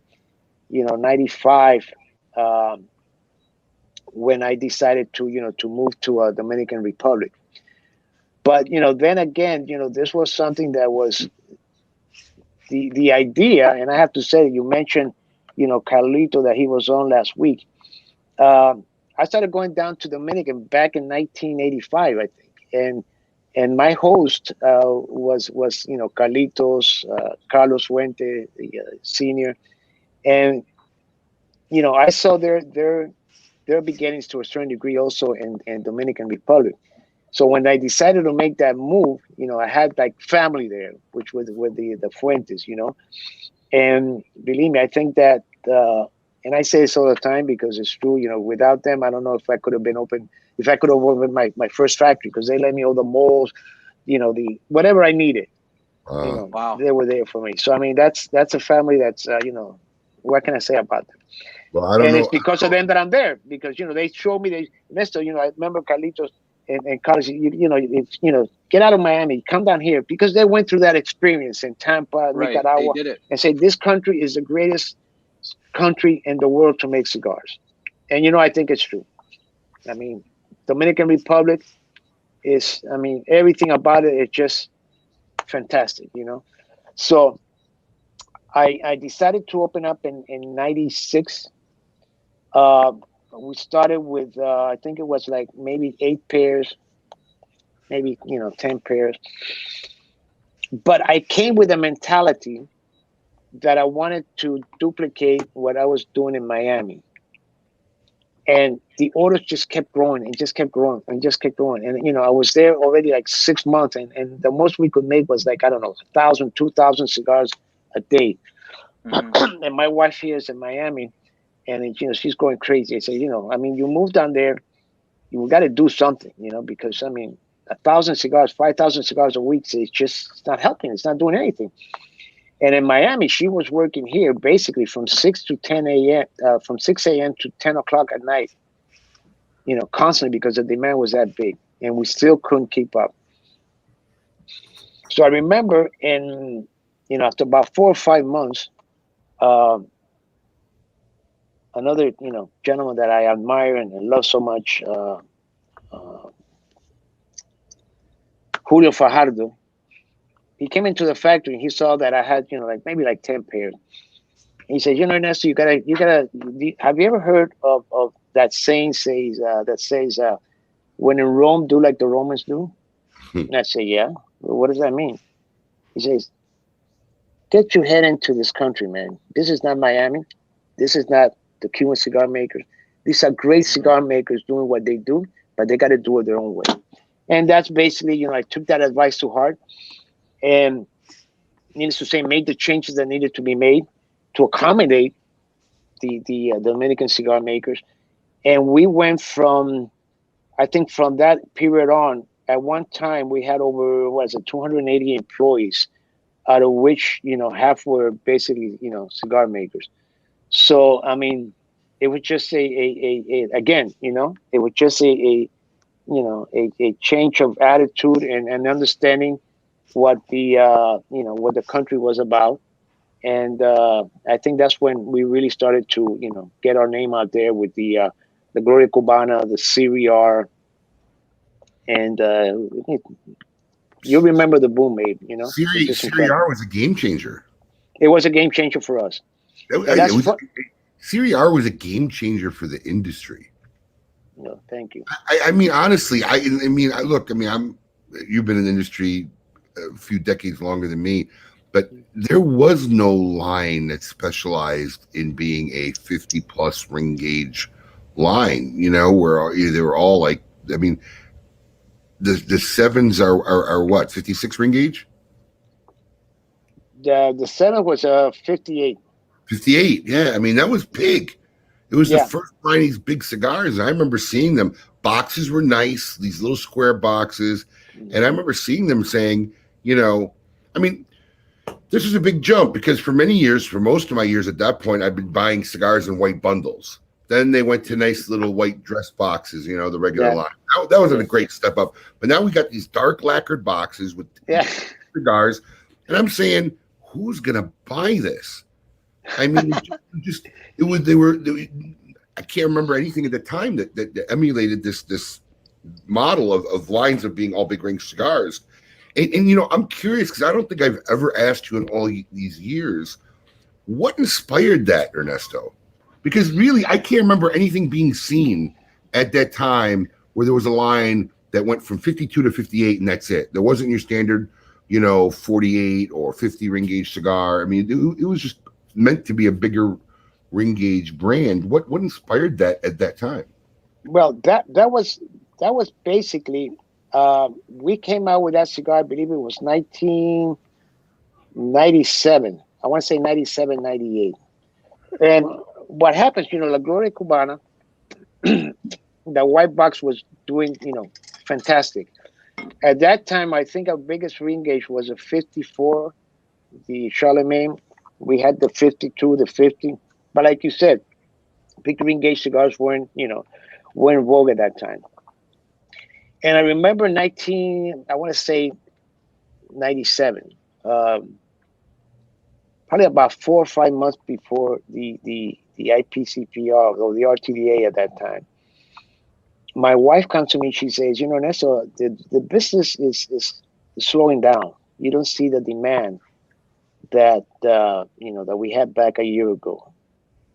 And I really wasn't I wasn't Dominican, we were shipping, and it just came to me. I said, well, we got this molds, 52 and 54 ring gauge. Why don't I make a like a Robusto and maybe like a double Corona, whatever, and this ring gauges and see how it how it comes out. And at that time, I was debating, what to call the cigar and what how to dress it up. How to package it, I should say. Mm-hmm. So I started, thinking about, this is like a Robusto, but like a bigger Robusto size. Why don't I make a line of big Robustos? And that's where the CVR comes from, Super Robusto, Silver Robusto, or, that was the concept behind it. So I go down to, at that time, there still is Picas, or there was, I should say. They're not there anymore. Box Company. The Box Company. Picas, the Box and, Company. Yeah. And I'm visiting there with Bob and Peter, and I come up with a concept. What can we do different? Now, we had maybe a month to the IPCPR to introduce this. We had already worked on the bands. This was like the thing that I kept procrastinating on as far as the box, because I didn't know, what concept that I wanted to use. So I'm there and I'm looking at all the different things, and I see a cabinet box. And that's basically how the idea of the the CVR came about. From being in their office and looking at the different boxes, and so I said, why don't we make this box and we'll add some colors? And they came up with the bronzing on the label and all that type of stuff. And then 10 days before the show, we got the samples. I got the sample boxes. We got the cigars, and I basically at that time you could bring cigars down to Miami without any problems, and and we introduced them at the RTDA. I believe it was in Las Vegas, if I'm not mistaken. And from that first moment, it was huge, incredible. We had the natural and the Maduro in 2 sizes. Yep, 4 and 5. And yeah, that's it, 4 and 5, and it was huge. Let me tell you, the response was really incredible. And again, it got us back onto the, into the line there, So it was just something that it just happened. Sometimes you plan for things for forever and nothing happens, and this thing just happened. I guess out of the necessity of coming out with something that was innovative, and it was different from the times. Because remember, Abe, at that time, a 52 was usually 8 inches, and a 54 was usually 7 inches. Right. These were like 5 maybe and 5.5 inches, if I'm not mistaken, 5 or 6 inches or something like that. Well, so that brought in, a whole new perspective to the smoker. Something that if he liked the big ring gauge cigars, he could, smoke one and not have to, smoke a 7 or an 8 inch cigar. So and honestly, it paved the way for the future for the the 6x60, which is a dominant in the market. Well, the 6x60 also came about once we got bought out by Swedish Match. This was also I was in my apartment with Mike Giannini, and he was at that time the marketing director or something, and there were 2 other gentlemen with us, and we were talking about coming out with a line extension. Now, the original idea was to come out with a 48 by 5, I think it was 48 by 4.5. And, we're there, I made the samples and all that. And the more we talked about it, the more I started thinking about the concept, Robusto, Silver Robusto, we have a 54. And I just said to them, I said, look, I think the size we need to come out with is a bigger size. And, Michael said, well, what do you think? Or, what do you want to do? And I said, let's do a 6x60. Now, needless to say, this thing just came up to me because we had made 6x60s. Even when we started in Miami, we used to make a 70x70 and a 60. I think it was a 64, 65x6 for private labels and that type of stuff. And they said, yeah, let's go for it. So we did the 6x60, and that was huge. That was like incredible the way that people responded to that cigar. And then after that, we came out with a 58x70, 58x7. I'm sorry. And that was also, I mean, that CVR at one point, I would have to say, it was probably as big as the regular line with 8 sizes. Yeah, no, it was definitely a game changer in the industry. It was a game changer. Yeah. Now you talked about selling the Swedish Match, so I'm curious as to your psychology at that moment, because your dad, who was poised with the same choice, you went there and you talked him out of selling. What was your reason to sell at that time? Because you weren't ready to retire. You know what I mean? I wasn't. Obviously you weren't. So you were ready to retire. What made you decide to sell the company? The company your father basically started, and you grew into a internationally known company. What made you decide to sell it then? Well, I think that, the fact that I was very limited in a lot of things. I mean, there were a few factors, sometimes it's not, about the money. Sometimes it's about, knowing your limitations. And I knew that, I had my strength, but I had my weakness. Now, what were my weakness? My weakness were, the financials, the sales, organization, the marketing, all that type of stuff. And also, I think one very important thing that play into it was the fact that, my daughter Lisette, she already had started working in New York City as a lawyer, and my son went off to study finance. And seeing that they were not really going to get into the business, I said to myself, you know what? I think it's a good idea to merge with these people, because they're the way they saw the business, they were, basically at that time, mostly into the machine and the snuff and that type of stuff. And they were willing to give me free range to run the business basically as I saw fit. And I said, it's a great opportunity to really grow the brand more, because I knew that on my own, it was going to be very hard to keep growing that brand. I mean, there were a lot of large cigar companies that were coming into play, and their marketing, their finance, their the distribution was a lot, was way beyond anything that I could come close to. So looking back on it, do you think maybe you may have prematurely sold? Looking back at it now. Well, look at it. Maybe, but I think things happen for a reason. And very true. I don't look back now. Maybe if I would have sold now, maybe who knows. But I'm glad I sold at that time, because it definitely it's a question of finally having gone something that people don't understand. We love this business. You want to keep this business forever, and but at the end of the day, it's a business. And there's one thing about that. That we all have to understand. You're in business to make money. Mm-hmm. Not only to make money for yourself, but for those that helped you and work with you and all that type of stuff. But there's a time where you have to know also. Is this the right model for me to keep doing? Is it time to sell, especially if the opportunity shows up? So I mean, there was a lot of things that came into play. But I think the biggest thing was the fact that, my kids, I knew their life was going to be set. And my idea was, I'm going to sell the business. I'm going to work for another 3 or 5 years, and then, see what I do. And it turned out that I worked with General about, 9 years, 10 years? 10 years. 10 years. That's right. And then I said, like 2 years before I decided to give my notice, I had a 2-year non-compete. So they asked me to stay the extra 2 years, and work with them, and do what I had to do. They said, look, we know you're going to open your business. Do what you have to do. Just keep running the factory, keep doing what you do. And so, I mean, with that, they were extremely generous with me. And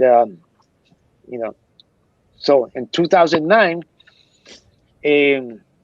while we were still negotiating, because we were still negotiating with General Cigar to see if I would stay with them,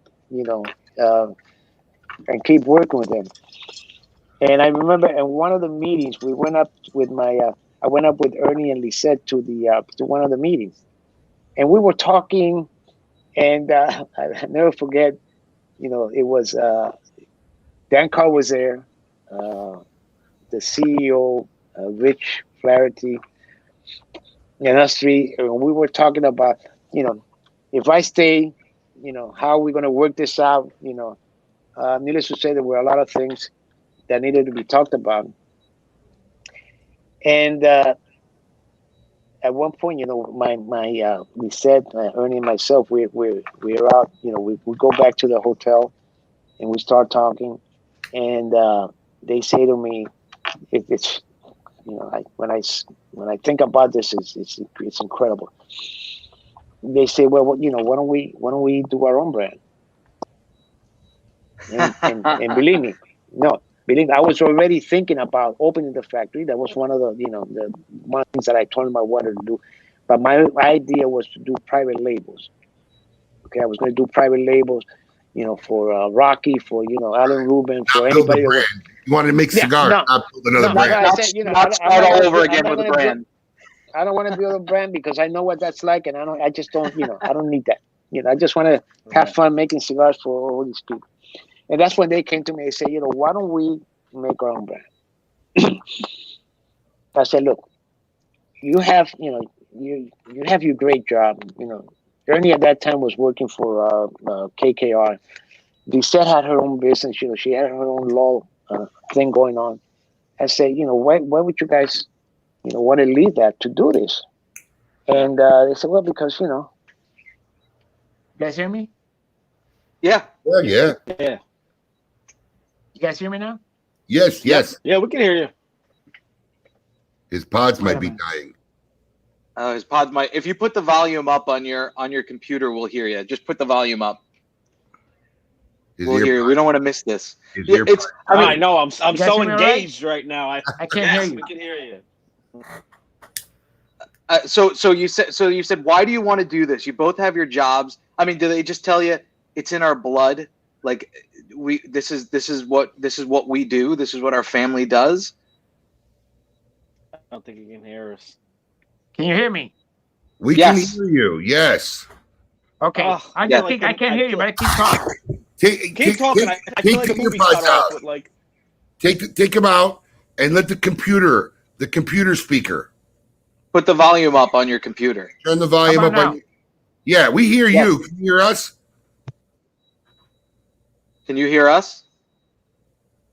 Anyway, so keep going. Go ahead.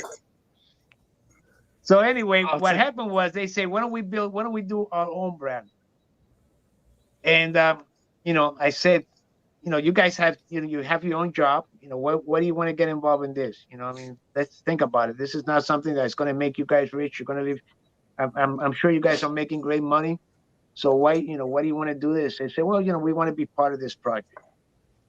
So we start talking about it. The next day we meet up again. I said to the people down in Richmond, I said, I decided I'm going to do this thing on my own, and thank you, but we're just going to keep doing what I'm just going to do what my plan was, which was to make have my own factory. So we go and the first thing, when we come back to Miami, we start planning. My son was going to move. He was living in New York. He was going to move back to Miami. And, so we said, let's start and have, if we're going to have our own brand, the name of the factory is called Tabacalera La Alianza. So why don't we call the brand that? Right there, that was the first. I said, no. We're not going to call it Tabacalera La Alianza. We're going to call it E.P. Carrillo. All right. So that's how, you know, the I guess the company came about. And we started in, 2009. I had been already looking into the factory for the past, I guess, you know, year and a half. So in 2009, was when we started operations in Dominican Republic. So, I mean, and when I look back and you see that, you know, all that journey of, you know, how we started, you know, how the family was always, how do you say, working, you know, to make things happen, you know, because, you know, one thing is when I left La Gloria, when I sold La Gloria and left the company, you know, I was La Gloria Cubana, you know, everything was about me. And quite frankly, you know, when you open up a new business and you're not longer heading that company, or or you're not La Gloria Cubana, it's a little bit more difficult to get your cigars into places.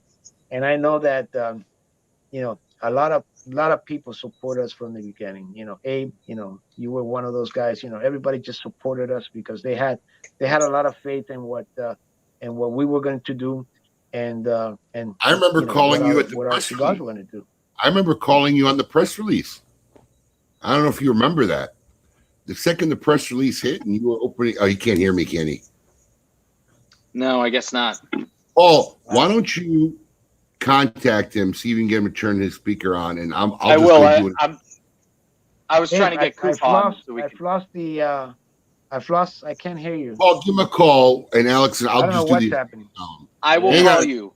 Hang on, Ernesto. All right, I'm going to jump on this week's Cigar Insane Asylum and get it out of the way while Paul tries to get Ernesto back on, because I had a couple great questions now, which I'm sure I'm going to just glad we got through the story. I was devastated for a minute. It was like the movie cutting off in the last half hour. I got to commend him. I got to commend him for being on point and just keep talking through, you know, not even being able to hear what we have to say. So kudos on him. So this is actually a funny story.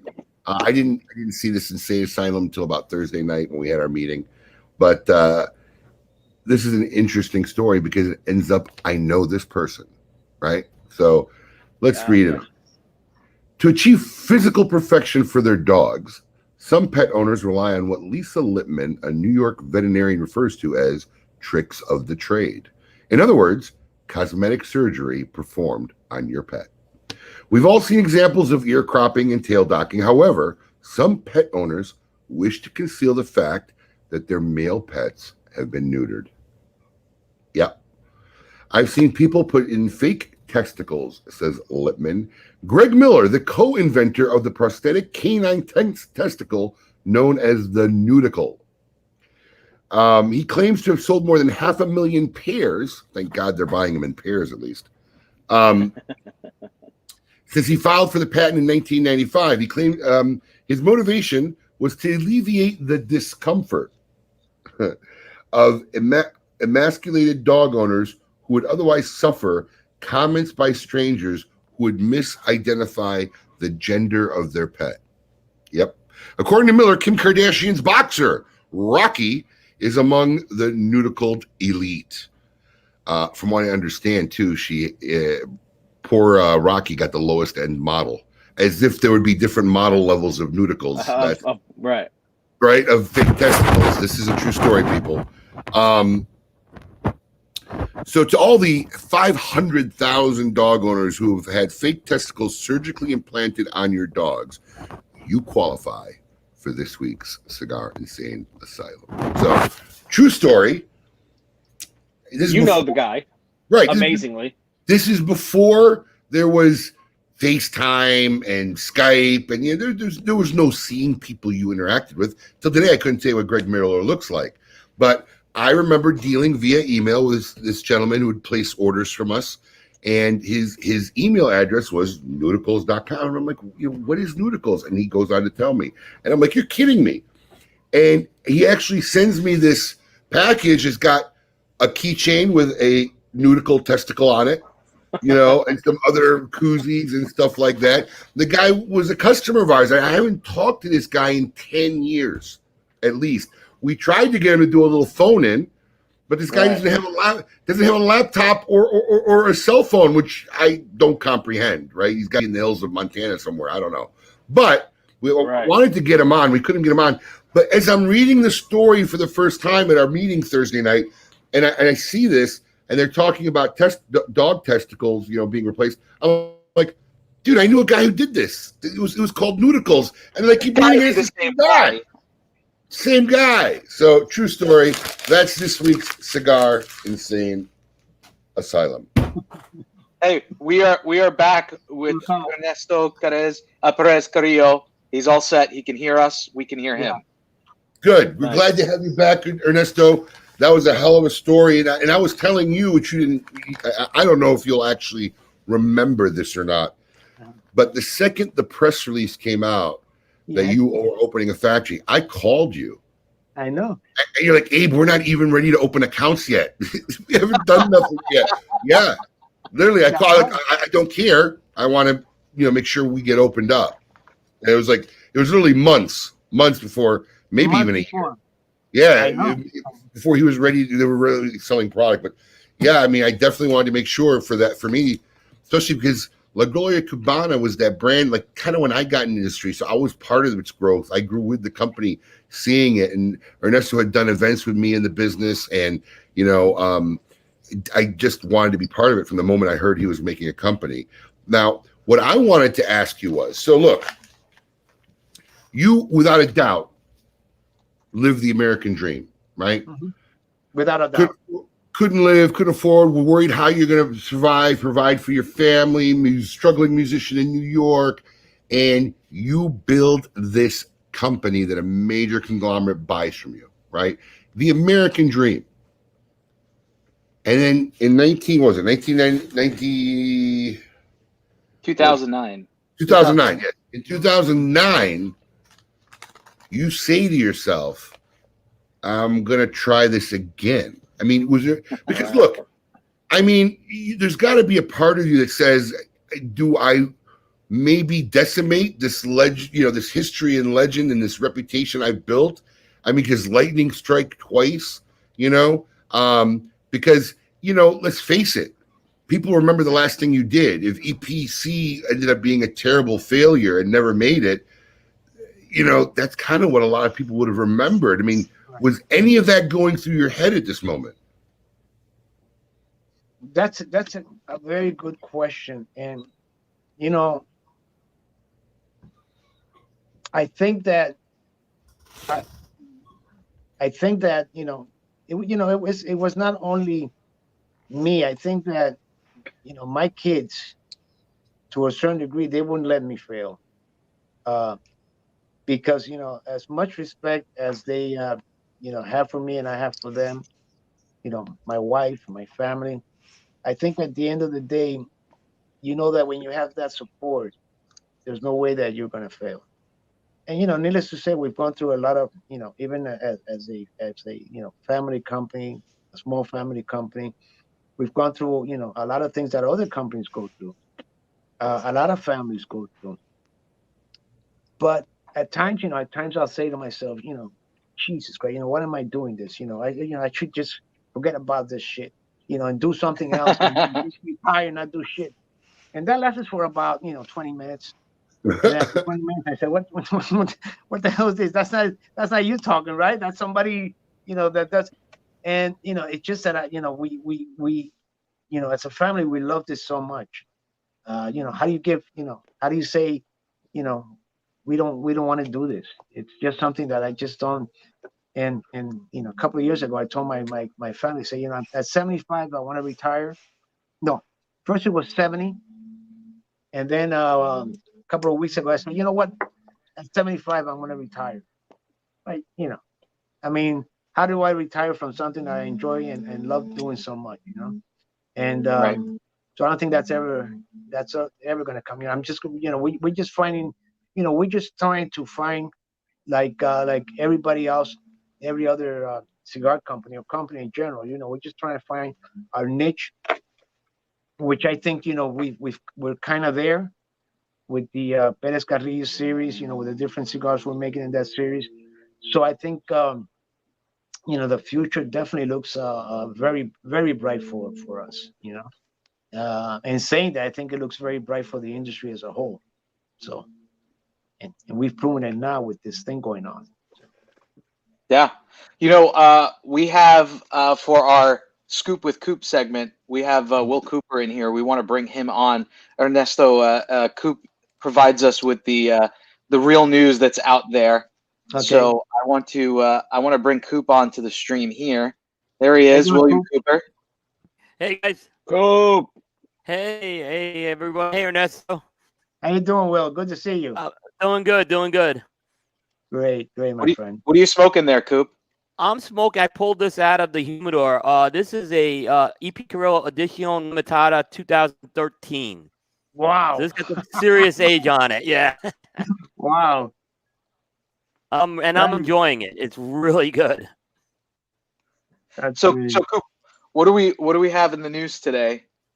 Hold on. Hold on.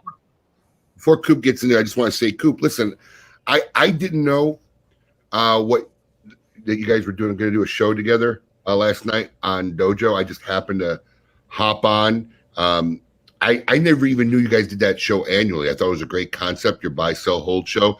If anybody out there is watching or listening or hearing this now, go check it out. It was the podcast last night at Cigar Dojo. But Coop was a panelist, Kevin Shahan from Cigar Crop, Emmett Malone, and Eric and his son Jordan. And I just accidentally hopped on, and I don't know if you knew in advance. I don't know if they told you, Coop, who you guys were gonna look at for your buy, sell, hold show. But I ended up catching on accident, and I just want to thank you and every other guy that was on last night. I was really moved and touched, and it kind of was a great way for me to start my weekend hearing the praise from all you guys, recognizing the work that we do here at Smoke Inn. So I just wanted to give you props and thank you for that personally. Oh, you're welcome. First of all, I didn't know, and what was even more of a surprise was I didn't know that there were going to be retailers in there as some of the options. Eric's done this. I did this once before with Eric. Eric's done it a lot, and he had retailers in there before, and so that one we were all like doing that on the fly. There was no prep we can do because we didn't know who he was going to put up there. So Abe, like I said, I think everything we said is all true. Yeah, you don't got to repeat yourself. I just wanted to thank you, brother. Yeah. I mean, really, I was moved by it because honestly, I said it before. The greatest praise is when people and peers in your industry recognize and acknowledge your work and your effort, and to do that, it moved me. So I just wanted to thank you. And go ahead, man, hit your segment. Talk about the news. No problem. It was a light week of news. Bring up something happened last week that I think is important. We did put it on the webpage, but Puro Sabor 2021 has been canceled. So that's the Nicaraguan Cigar Festival. It's been canceled due to COVID, and they're gonna do a few like virtual factory visits. It sounds like to make up for it, but it's unfortunate because it's the second time in 3 years that Puro Sabor is being canceled, and that's a growing show in Nicaragua, a growing festival in Nicaragua, and it's a shame that they've lost a little momentum because of this. So, what was the date it was supposed to be, Coop? It was like January. They had to make the call. See, and people were, we debated about the Great Smoke because that's February, and like, it's far away, but it really is not that far away, and we just didn't want to be that first multi-vendor event that would drag people from all over the world and congregate in one place. So to see that there were in January events are still getting canceled kind of makes me a little bit more comfortable about my decision. Yeah, I mean, the big question is going to be what happens to Pro Cigar. They haven't announced anything yet. That's February usually. So, like I said, the way the world is, it wouldn't surprise me if that is canceled, postponed. Yeah. So that's what else you got? Alec Bradley has got a new release under their Project 40 line. They had a lot of success with Project 40 last year. They're working a different factory first time. It's Jesus Fuego's factory, and Project 40 did very well for them. So now they've followed up with a Maduro version of that cigar. It features a San Andreas wrapper, Brazilian binder, Nicaraguan fillers. It's available in 3 sizes, and that should be hitting the stores later this year. I'm kind of excited about that. Project 40 was one of the surprises for me last year as far as smoke go. Is it me or is anybody else getting bad audio from Coop? Yeah, I think Coop, your internet connection might be a little choppy. Okay. Time to upgrade that Wi-Fi. No. Yeah, I don't know. This guy does 8,000. This guy does 8,000 podcasts a week from his. Right. He's got anything. He's got Wi-Fi. You should have a dedicated T1 at your house. No, it's wired in too. I don't know. I had this problem with Dojo last night too. Yeah, I heard it a little bit last night too. Yeah. Yeah. Sorry, I interrupted you, Coop. Go ahead. No, go ahead. So yeah, that should be hitting the shelves of Project 40 later this year. You know, it's funny because as a retailer, I'll tell you, there's certain times where somebody will show me a brand and bring me, and Project 40 was one of those. I saw it, saw the packaging, saw the look, saw the price point, and I literally told my staff, this one here is going to be a winner, which it has. Project 40 has been a great mover and been appreciated by a lot of connoisseurs, and it moves very well off the shelf. What's interesting, and maybe even Ernesto could chime in here, what's interesting is this is a formula that I've seen epically succeed and epically fail throughout the history of our cigar industry, where you have this winning cigar and you just release it in a Maduro version. You know, it's worked phenomenally well historically, and it's just has failed with certain brands historically. No rhyme, no reason. I can't tell you why, but I'm very curious to see how Project 40 Maduro works. Yeah, and sometimes I've noticed, and this is just an observation that I've seen, is the first one, like you said, tends to do, whether it's the Maduro or the natural comes out, the first one tends to do better. And sometimes I've seen when they both come out, there's one school of thought it can compete with each other, but on the other part, it can kind of create some excitement. So historically, I've seen it succeed very well. When Ashton came out with their Maduro, it was like that was like, we got boxes, they were gone. You couldn't even order Ashton Maduro early in the day, right? Like it would show up, they say, hey, we got boxes, we're sending you 10 boxes, and they'd be gone like in the first 30 minutes they hit the table. So I've seen it work, but I've seen it where the Maduro version just dies. So I don't know why. I can't tell you what the reasoning is, because I've never thought it was because of the quality of the cigar, right? I never had one and tried a Maduro version. It's like, oh, this is awful. It's just weird. Let me just say something in there now. I think now, basically, all Maduros, or most all Maduros, have a very good chance of success because, Maduro wrappers, whether it's broadleaf, Mexican or Arapiraca, whatever, it's very hard to come by. So I think, now they're going to be successful. But I think one thing that I've learned, and the different lines that we make, it's very different. I agree with you. It's very difficult to come out with a natural and a Maduro that both are going to be successful. That has happened in our case with the with your early lines, your Wavel and your Charlemagne. I mean, the Maduros were great.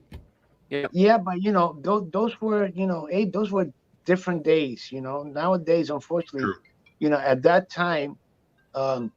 I mean, the cost of making a Maduro wrapper and quite frankly, the wrapper alone is anywhere from, I would say probably about $70 to $1 just for the wrapper because it's gotten that expensive, especially the broadleaf. Yeah. So, for nowadays, if you come out with a natural and Maduro wrapper, you definitely have to charge more for the Maduro because that's what it is. It's more expensive. And which was unheard of back then, right? Unheard of. Listen, when I started back then, it was unheard of.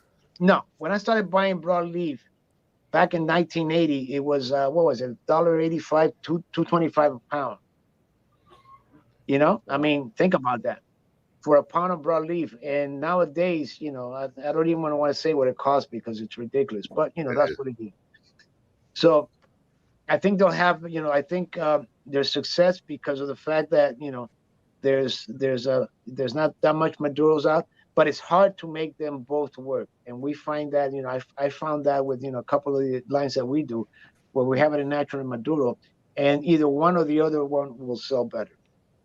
So, and again, it's because the people now, the new customers that we have, they don't want to be, I don't think they want to be confused and trying to say, well, this is a natural, this is a Maduro, what's, why? And what we've done, if you see, we don't have an Encore Maduro. We don't have a La Historia Natural. We don't have a Pledge Natural. So when we come out with something, that's what it is. That's, and that's what it's going to stick with. We may do line extensions, but I don't think we'll ever say, okay, now we're going to have a natural or a Maduro New Wave Connecticut. Why? It's funny because logically that makes sense. Coop, we're going to get back to you. We didn't forget you were on. It just go ahead. That's good. Sorry, Coop, I didn't mean to. It's just interesting stuff because, the wrapper is a major element of the cigar. So it's funny. I don't know if it's a marketing thing. I don't know if it's an old school thing that just transcended time, but you're kind of right. If you're changing the wrapper, it's a different cigar. It's a different cigar. Why call it the same cigar? And it's, I think there's old traditional stuff like pricing stuff the same. Like, in the old days, they didn't care if they had 3 wrappers of a line. They didn't care what the cost was. They just figured out the overall average and said, we're going to price it this stick. Where now as people become business people, will say, well, no, that wrapper costs us X a pound, this a pound, and people will now price things maybe differently. But I think you have to, but they didn't do that back in the day. So I agree with you. I think if you change the wrapper on something, it's essentially a different cigar. You're changing one of the major components of what makes that cigar that cigar. So, I mean, I'm sure there's branding and marketing strategies that will tell you otherwise, but I kind of agree with you. So, sorry, Coop. And again, that has to do, that has to do a lot with the brand, the way it's presented. For instance, you have the Padron 1964, which comes in natural Maduro, and those are successful. You have some other brands out there that have natural Maduro, and they're very successful. But I don't think that's the norm in general. At least that's my experience. I don't know. Maybe I'm wrong. All right, Coop. What else is going on? Another thing that just has started to hit stores. Foundation Cigar Companies added a couple of Perfectos to their Tabernacle line coming out of AJ Fernandez, and they're called David and Goliath. So one is a 5x54 Perfecto called David, and the other is 5x58 Perfecto, 5x58 Perfecto called Goliath. So that features that's Dick Malolo's Broadleaf brand, featuring a Broadleaf wrapper, San Andreas Mexican binder, and fillers from Nicaragua and Honduras. And those should be hitting the shelves as we speak right now. So that's I wonder if he got Dave Garofalo to find out if he could use that phrase. Interesting. Well, I mean, that was the name of his book, so I mean, David and Goliath. Yeah, I don't think great book, by the way, if anybody hasn't read it. It really was a good book. Yeah, it was a good book, but that's kind of funny. Industry's funny that way. They're like, oh, I came up with that name, but it would be Nick makes great stuff. I can't wait to see it and try it. Yep. So like I said, it was a light week in news this week. The last thing I'll just mention is HVC, which is an up-and-coming company. They have been releasing a cigar for Black Friday every year to commemorate the day after Thanksgiving. And they have another Black Friday release that's hitting the stores very soon right now. And that's 6 years in a row they've done this one.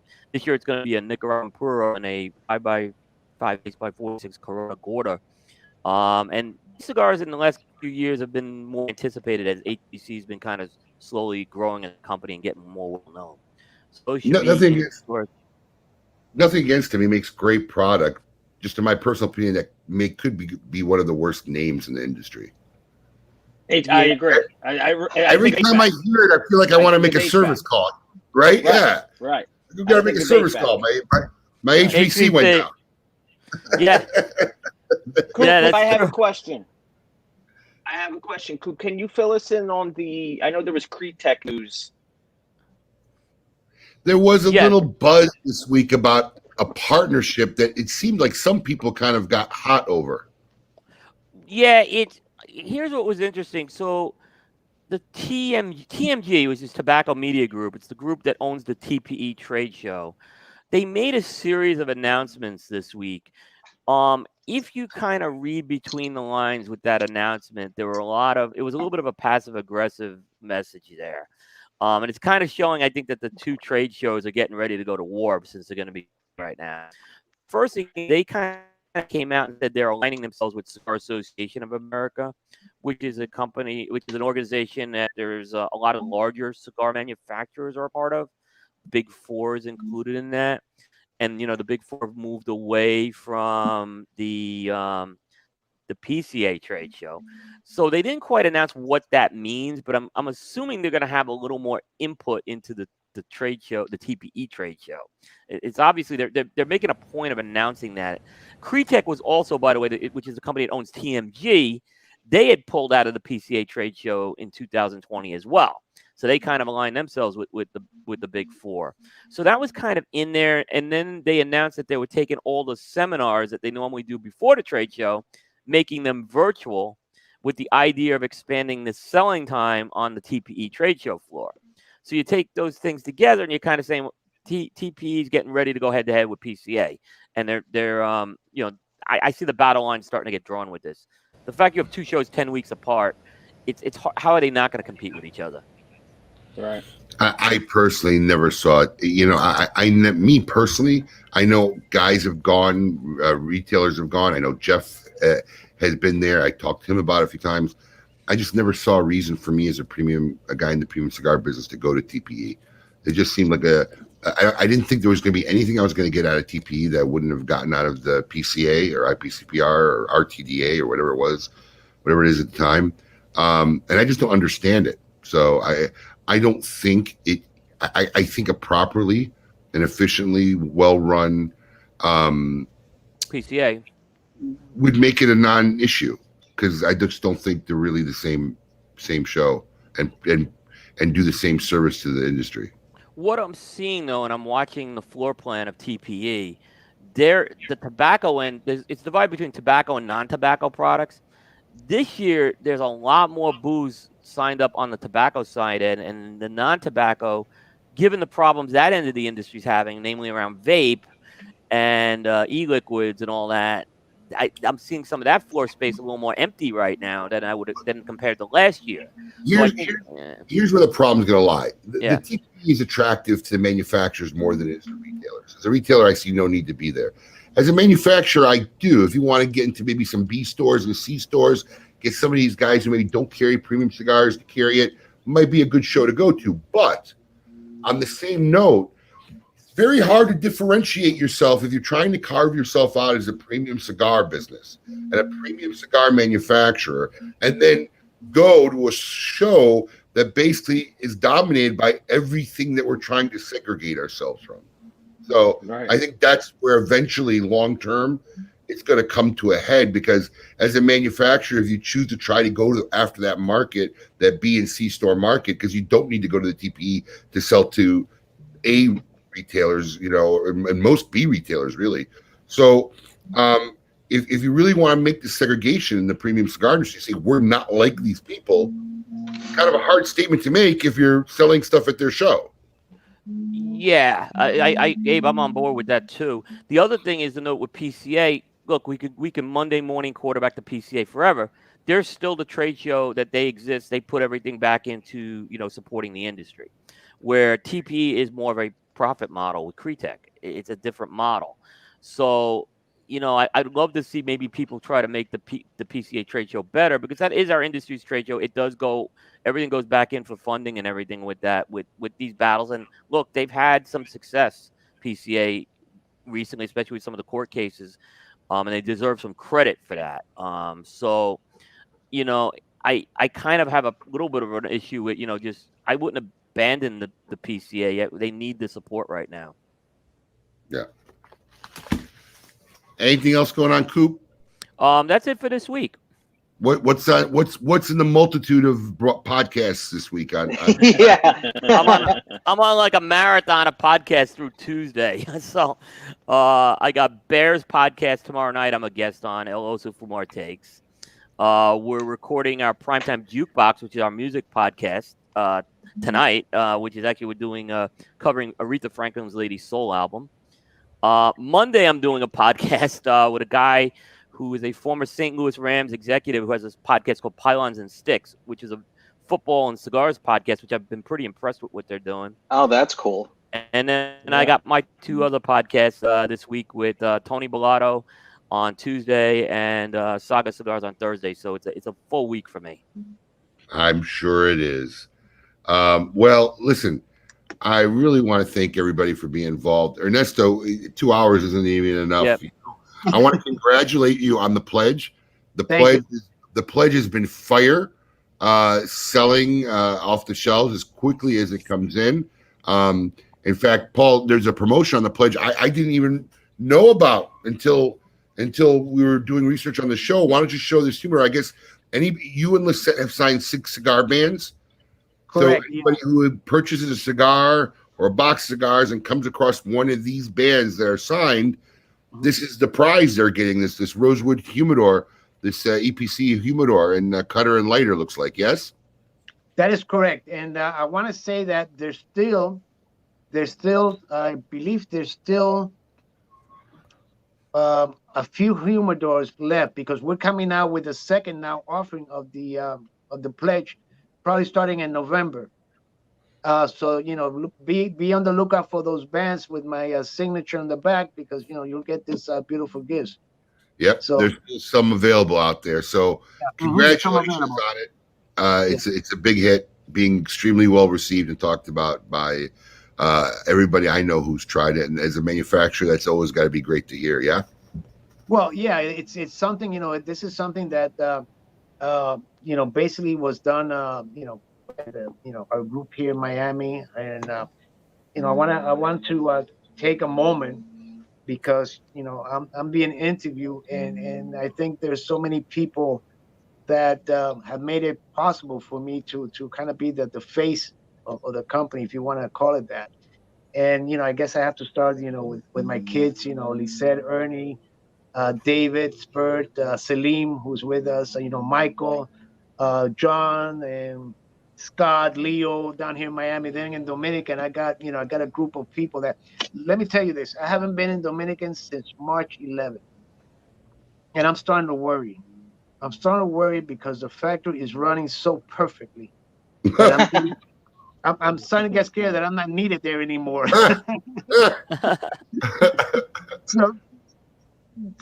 So I mean, needless to say, that only happens because I have great people down there. We have, one of the best groups in Dominican that anybody can wish for.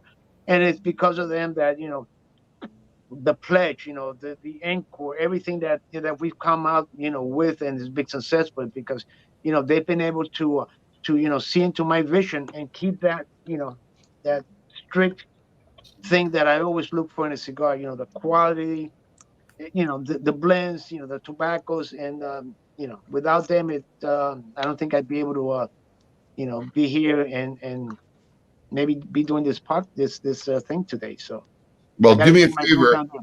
Yeah. Don't let it go that long before we have you on again. Definitely, it was way too long. Yeah, listen, I'm always available, because I think that nowadays I don't travel that much. I never have, and I think this is a great opportunity now. For people to kind of get to know me a little bit better. What we're about, what my company's about. So absolutely. Please, anytime you guys are up to it, and Coop, I don't have to tell you, how we did this. I think this year also, right, Coop? Yeah, we did that as well. We had a great to the beginning of the year. So that's the one nice thing about. I mean, not there was really anything nice about the pandemic, but one of the good things that came out of it was a lot of people become a lot more available and sharing their stories and doing a lot more media stuff. So it's great for everybody. Absolutely. I want to thank all our loyal listeners and fans. I like to call you guys our KMA crew. Thank you for joining us, taking time out of your Saturday morning, sitting here with us, having a cigar on KMA Talk Radio. Ernesto, a pleasure. My man, always keep up the work, teaser free, and everybody have a great weekend. Next week, Juan Lopez, Gurkha Cigars. We're going to discuss what the state of what the current state of affairs is over at Gurkha Cigars. So Juan's always a great guest, and it should be an interesting show. So everybody out there, have a great weekend. Keep it lit. Peace. Keep it lit, everyone. Peace.